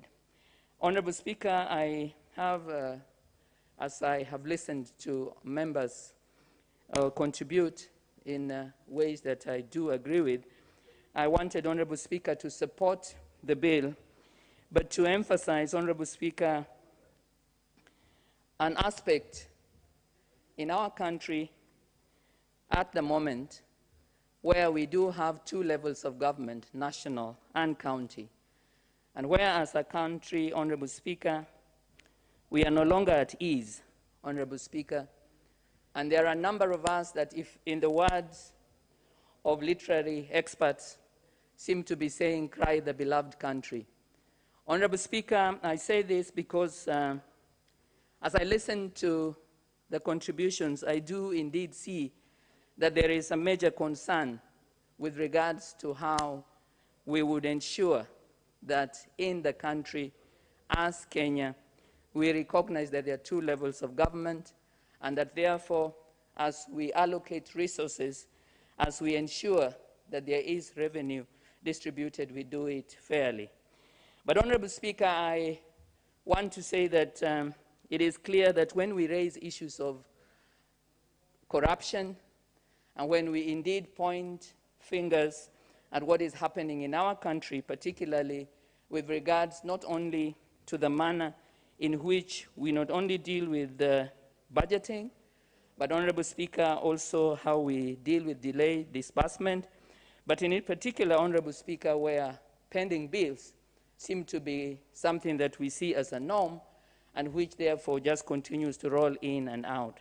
And so, Honorable Speaker, as I support this bill, I want to draw our attention to the sense of unease in our country and the point at which we are, Honorable Speaker, where we do need, just like we said yesterday as we gave eulogy of a departed hero, Honorable Jekoyo Midiwo, Honorable Speaker, and it was clear yesterday that one of the things that all members were in agreement on was that Honorable Jekoyo was an individual, indeed, that stood to speak the truth and would always ensure that that truth was listened to and was heard, regardless of those who might want to disagree or those who might not be so happy with what he is saying. And I say this, Honorable Speaker, because I want us, Honorable Speaker, as a country, to see that corruption indeed is a challenge. But when we look at the county governments, Honorable Speaker, we need to recall that another major challenge in our country is the manner in which we do not seem to be drawing together cohesively as a country. And that when we talk about national cohesion and equal opportunity, Honorable Speaker, we have a very clear sense in our country where there are citizens who continue to feel marginalized, and there are those who continue to feel left out. And there are those, Honorable Speaker, even as there are opportunities in government, opportunities in so many other areas for employment, we still have a number of Kenyans, Honorable Speaker, who sometimes by virtue of the region where they come from, the language that they speak, perhaps their age, their level of ability, their gender seem to be left out. And so, Honorable Speaker, I would like, as I support this bill, to do so on the ground that the counties have actually come to help us as a country, not only to look at ourselves and to see the way that we can continue to try to become more cohesive, to try to become more equal, to try to distribute resources more equitably. But, Honorable Speaker, it has indeed been, as was envisaged when the devolution framework was presented. We have found ways by which, as we talk about our country, Honorable Speaker, in the words of President Obama, when he visited us, he was talking about 47+1, that we can see ourselves as a country, Kenya, but we can also see ourselves as having 47 specific governments that can look at interests and can address concerns of the country. And so, Honorable Speaker, I support this bill because I see that as we indeed find ways of ensuring that resources will not only be budgeted for the counties, but that these resources will be disbursed, we will, Honorable Speaker, be at a point where we contribute towards greater national cohesion, towards greater equality, towards a manner in which we will find that regions that, for whatever reason, Honorable Speaker, had felt left out, will see that they can, within their particular government, indeed plan. And so, Honorable Speaker, I support this bill, and I support it because I see that it is a very important milestone. I support it because we know that counties have employed, indeed, a number of our people. I support it, Honorable Speaker, because we know it is a training ground, even as we look at those who become members of the county assemblies. We find that we get leaders who come to the National Assembly who make great contribution. Honorable Speaker, your Honorable Speaker yourself is a clear indication of how, when we look at the manner that there is a connection between the county and the national government, we truly want to see this as a very, very key platform and as an area where we want to be sure that we are not only harnessing, but we are nurturing and we are preparing the ground. And so, Honorable Speaker, I support this bill. And Honorable Speaker, I hope that as we look at this bill and we ensure that there will be resources that are allocated, even, Honorable Speaker, as we seek to ensure that we get structures and as we point fingers, Honorable Speaker, to the county governments and indeed the corruption that is there, Honorable Speaker, there is the saying that when you are pointing at another person, Honorable Speaker, in this case, when we at a national level point at the county, we might want to reflect that there might be one finger pointing at the county government and there might be four pointing at us. So it is important that we see that we not only look at the allocation, which is what we are dealing with here, that should really be done both to the national and to the county government, but I want to, Honorable Speaker, thank the committee and thank the Senate that as we ensure that resources are allocated, we also want to request or to ask the Senate that they can push more what we are asking for here, that when we are having money allocated, we get to see projects, we get to see the manner in which pending bills are addressed, that we can more or less use the same template. So I want to support this bill, Honorable Speaker, and I want to ask that we continue to work towards helping our counties, because when we do so, we really do indeed promote equality. Thank you, Honorable Speaker. Next on top here is Honorable Odanga Makoha, member for Matayos. Yes, thank you, Mr. Speaker. I support the bill, the County Allocation of Revenue Bill, to give money to the counties. And Mr. Speaker, I'm a very keen supporter of devolution because of what we have witnessed in our county since the onset of the devolved units. Mr. Speaker, a lot has been done by the county governments, but we still demand that a lot more need to be done because of the funding that are going down to our devolved units. Mr. Speaker, a lot has been said here, and particularly the issue of A&A is very critical. Most of our counties are not declaring exactly the amount they are receiving. The money they are collecting from the markets, from the licenses, from every other source that they themselves collect has not been declared adequately. And we believe that if this money was properly and adequately declared, we would be having a lot of funds to support development in our counties.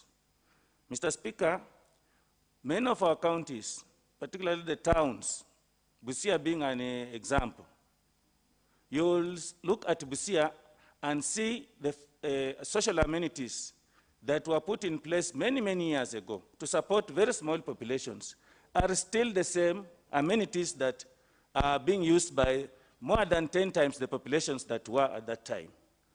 Facilities like sanitation, facilities like water piping and roads and so on, they are not adequate.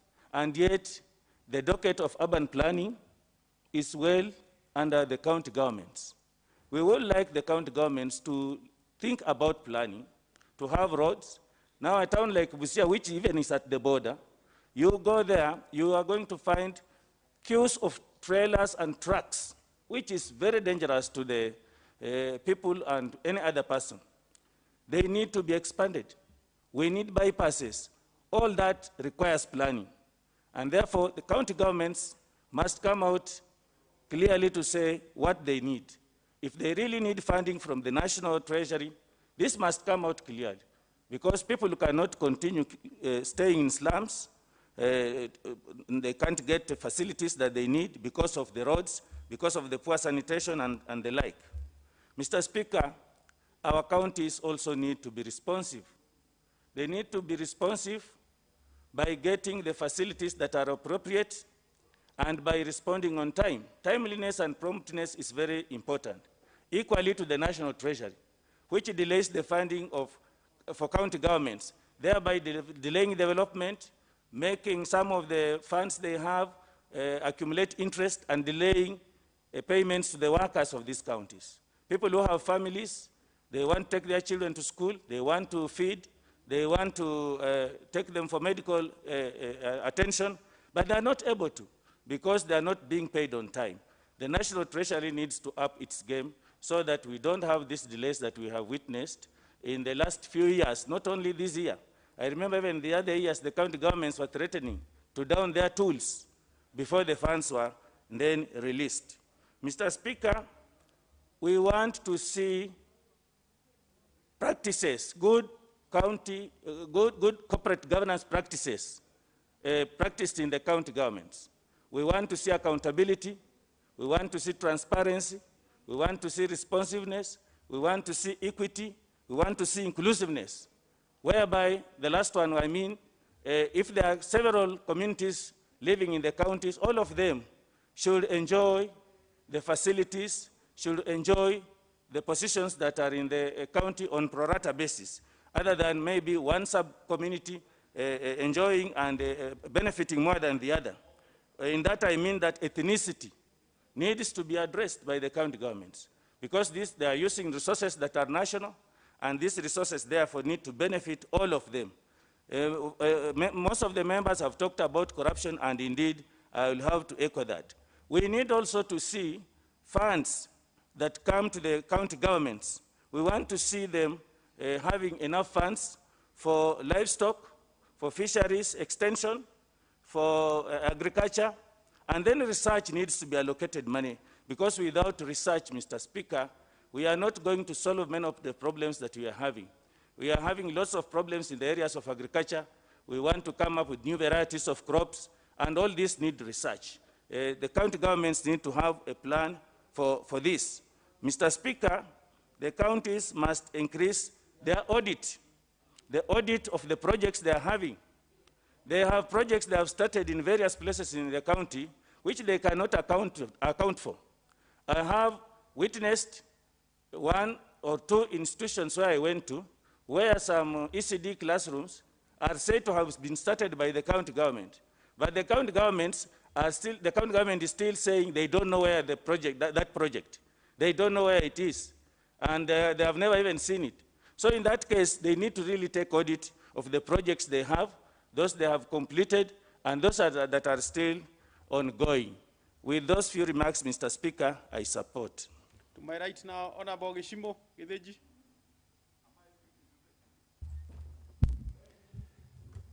Thank you, Mr. Speaker, for that chance to contribute to this county allocation of revenue bill. And Mr. Speaker, from the onset, let me say that devolution is one of the best things that came with the 2010 Constitution, because it has really brought services closer to wananchi. It has really transformed, and where money is properly used, lives of very many Kenyans down there. Because it was very, very, very hard for Kenyans to reach at the national level to lobby for resources. Now, these resources are at the county level. However, Mr. Speaker, how these monies are used is the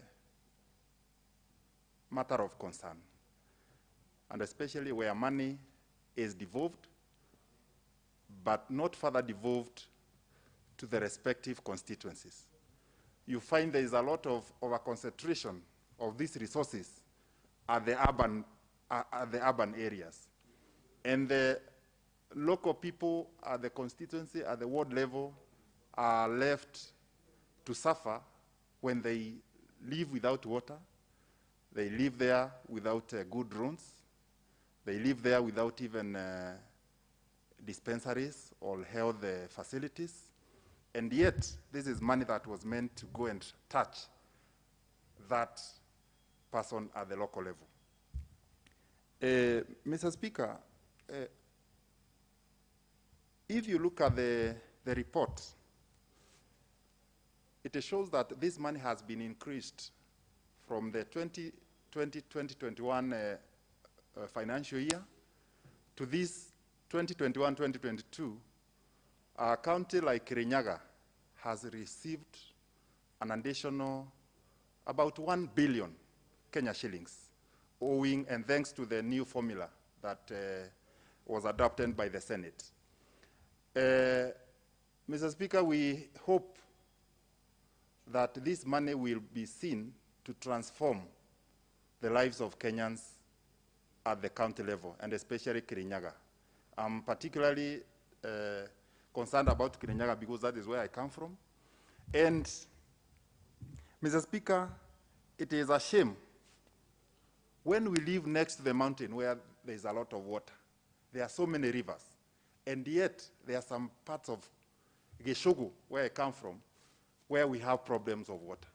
People have been running to visiting the constituency office, seeking support to finance some very small BQs of like 5 million, 3 million, even 1 million or even 500,000 to be able to connect water to their homes. Yet, there are billions of money which we are channeling or which is being channeled to the counties, and people do not benefit from such. Mr. Speaker, I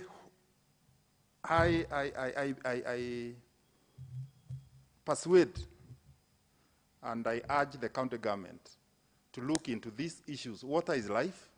No one should, and especially when we come from near the mountain, should go without water even a single day. And this water should even be extended even for irrigation, for small irrigation, so that they can also be able to fetch a little more money. Mr. Speaker, the other issue is health. You find that there are so many dispensaries, health centers, which were started by even the previous the leadership in the county government, yet they are still there, white elephant, and they are not completed. Mr. Speaker, these are issues of concern of leaders when we go there, and these are very critical areas of service to the community that were devolved, but the county governments are not taking them very seriously. Roads is a big concern. A number of contributors have said that members of parliament are forced to go a notch higher, even to look for funds from the national government to do roads that are usually meant for counties. Surely, counties are letting us down, they are letting our people down. So with the increment of the funds in this financial year, and especially Kirinyaga, I have not been able to take every other statistic for the other counties, but Kirinyaga, I know we are getting about $1 billion. We expect that these issues of band roads at the constitutional levels, ECDs, whereby even if you are to allocate money, it cannot go through because it's not a national government function. And also agriculture. Agriculture is also devolved. Kirinyaga is an agricultural county. We expect that the county government injects a lot of money in agricultural extension services so that people can be able to get the best advice on the crops owing to the deterioration of the soils and such things. Mr. Speaker, we also expect, with a further injection of money, we do not expect counties to continue over-licensing. They should leave and they should leave the citizens at the county level. At least they give them space to breathe, because there's a lot of over-licensing. Even taking a bunch of a banana, even potatoes at the market, you are even licensed by the county government. Mr. Speaker, this, with the injection of more money from in this allocation, they should actually ease the level of licensing in the various sectors, and especially where wananchi normally get their food. Mr. Speaker, the issue of pending bill has been said. I do not want to overemphasize, but I remember, even as at today, there are pending bills which were incurred during the previous, I mean, the other term, from 2013 to 2017, and actually they have not been paid. You wonder what is happening. Some people, property were even auctioned because of the bank loans, and it's pathetic. I think those are things that need to be looked at, so that at least they can be able to put back those people back on track. Mr. Speaker, because I can see there are a few more interests in this matter, let me rest that case, and I support the bill. Thank you. Honorable Hassan Juma. Asante sana Bwana Spika kwa nafasi hii ya kutoa mchango katika huu mswada kuhusiana na fedha zitakazopewa na zitakopeanwa serikali za kaunti kwa mwaka wa kifedha wa 2021 na mwaka 2022.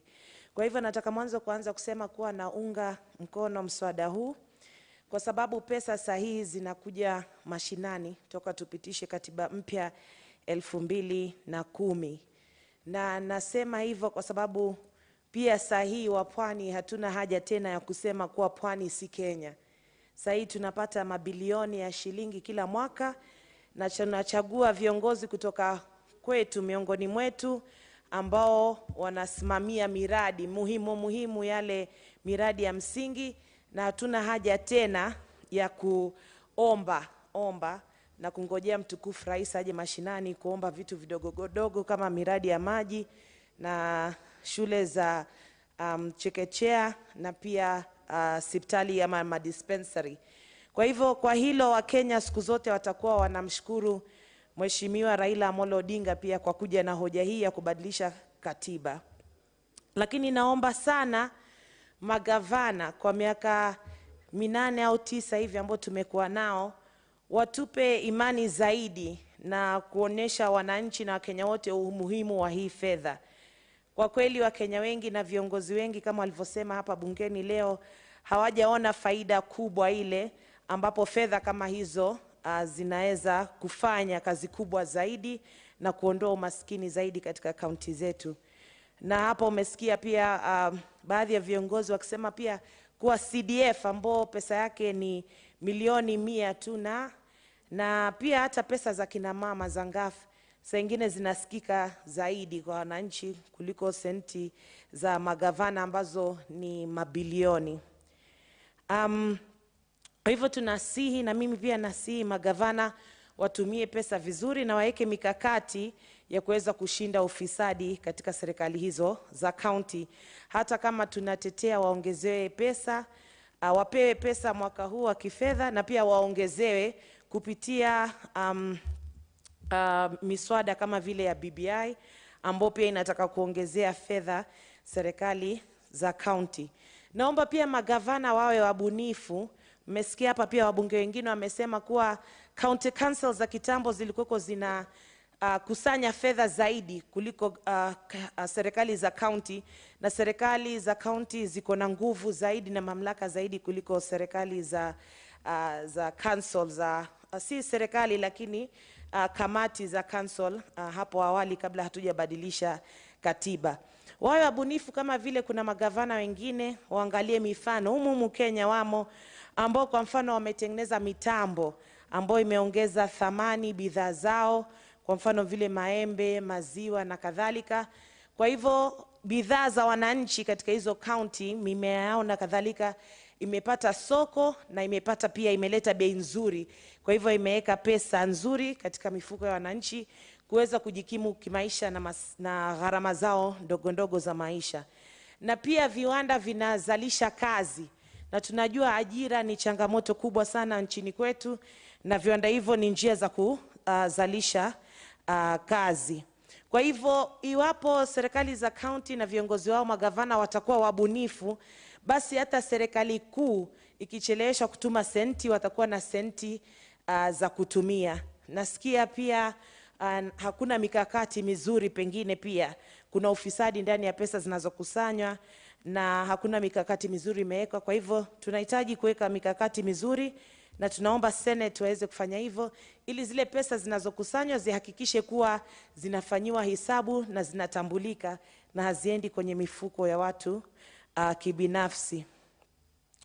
Kitu chengine nataka kusema ni pia kuomba serikali kuu hivyo hata kama tunahimiza magavana pia wajitahidi katika kusimamia uchumi na fedha za serikali vizuri, iwe serikali hizi zinapata pesa kwa wakati, na iwe hakuna muda ambao unakatika senti hizo, na kuwe hakuna sababu pia ya kukosesha wale wanaofanya biashara na county kukosa pesa.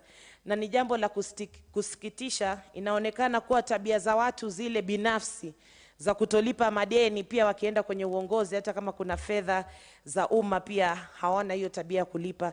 Na ni muhimu kulipa, hususan kwa mteja kama serikali ambao ni mteja mkubwa sana, kulipa madeni ya wale wanaofanya biashara nao kazi kwa wakati, kwa sababu bila hivyo tunaharibu uchumi wa nchi. Kuna watu wamechukua mikopo, wameharibikiwa maisha yao kwa sababu ya kucheleweshwa fedha zao na kulipwa, na wengine nasikia kwa miaka mingi zaidi. Kwa hivyo hilo liwe jambo ambalo litawekwa kipaumbele kabla mwaka huu wa kifedha, walipwe madeni yao ili pesa zianze kuzunguka katika uchumi wetu, pia zianze kupunguza baadhi ya shida ambazo sasa zimekumba sana, hususan na changamoto ya corona.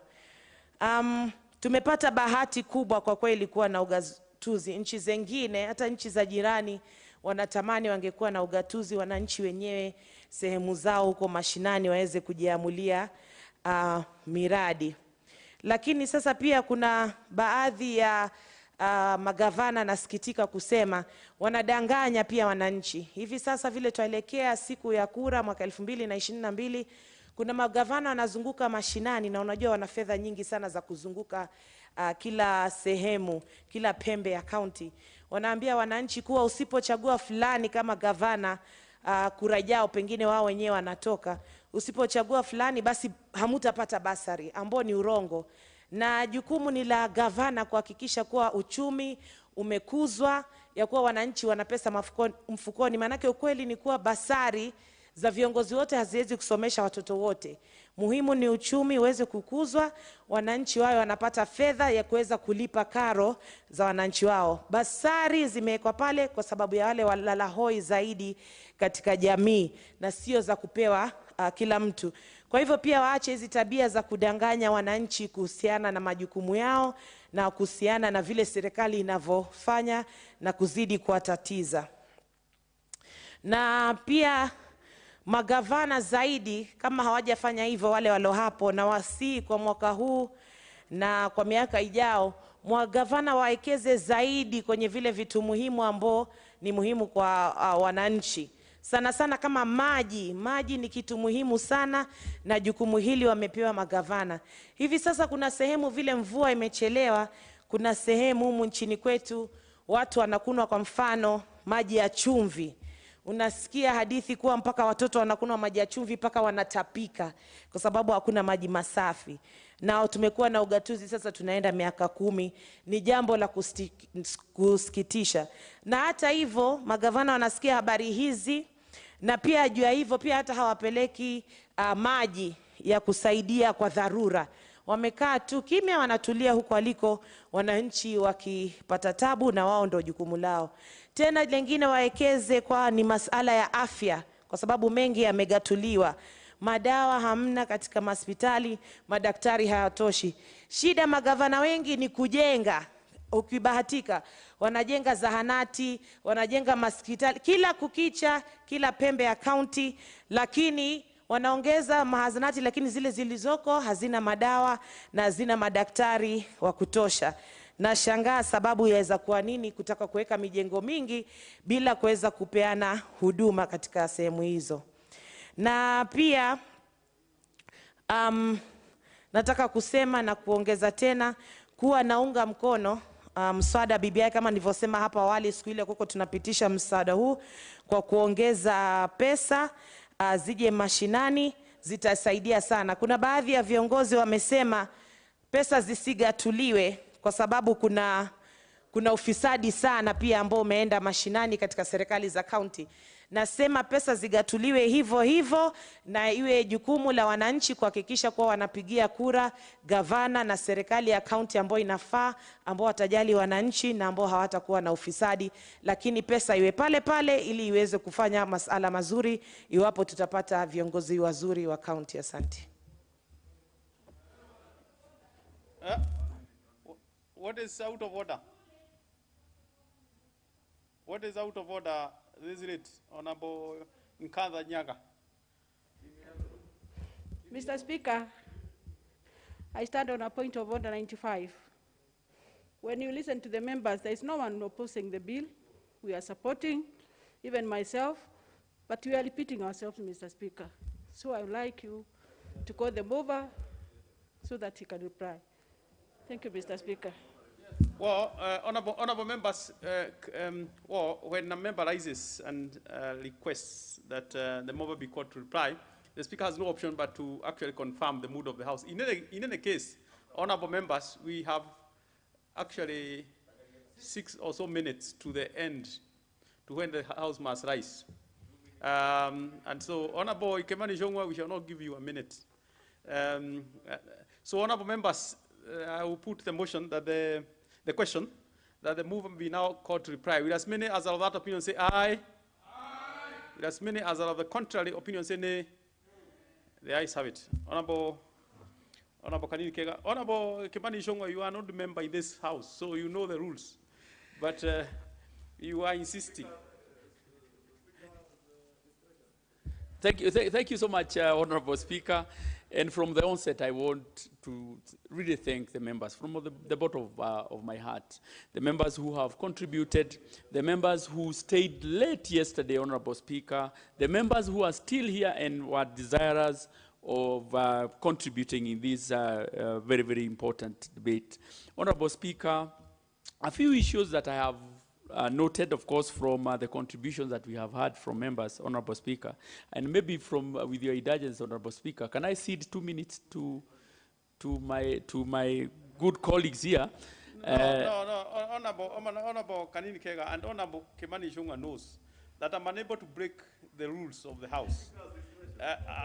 Having been invited to reply in that manner that you have been invited, you cannot sit ground to anyone. Honorable Speaker, I'm a including generous. your good friend, Kimani Ichung'wah, who was former chair. To Janet and Nagabo. Even Janet, you cannot. Okay, thank you. That You know, is the rule of the naturally, House. Speaker, And I'm the custodian of those rules. I'm a generous person. Honorable Speaker, the issue of pending bills cannot be overemphasized, Honorable Speaker. It's an issue that is coming every other day, and counties are choking with pending bills. There are so many people who have been auctioned, so many people who have lost their businesses, basically because counties are not paying.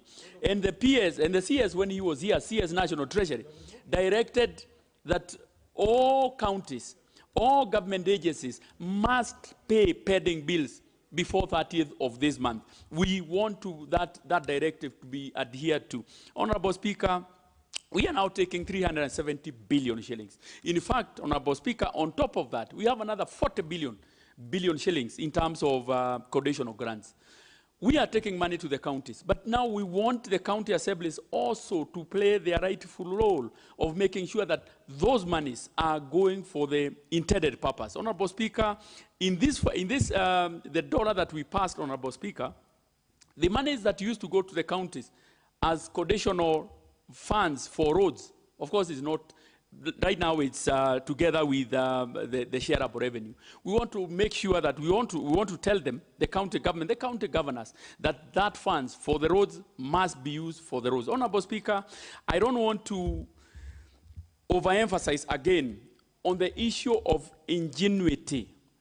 Counties must also look for other ways of raising revenues. Honorable Speaker, in the defunct county councils, they used to have funds, but after we now transform to these county governments and getting money from the exchequer, the funds that they used to collect, the cess, maybe they are collecting, but it's not being utilized. Honorable Speaker, with those few remarks, Honorable Speaker, I want again to thank the members for their contribution, and we will make sure that their contribution will be put in place. I beg to reply. Honorable members, obviously we shall pay putting the question on that particular matter.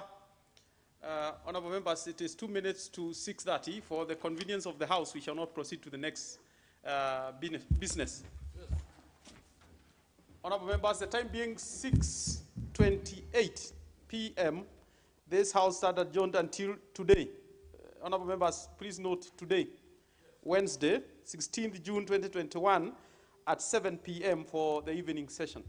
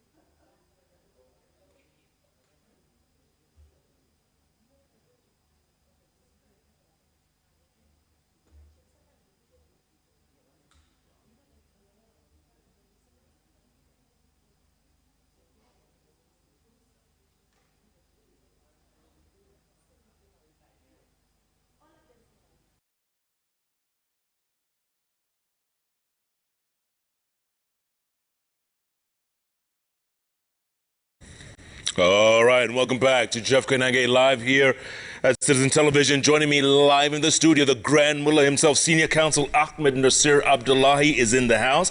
And over my right shoulder there, all the way in Buffalo, New York, is the former Dean of the School of Law at the Buffalo University, State University of New York in Buffalo, Professor Makau Mutua. He's there, don't worry, it's loading again, we'll connect, don't worry. In the meantime, Grand Mullah, good to see you. My pleasure, always. So listen, two former Chief Justices, like literally back to back.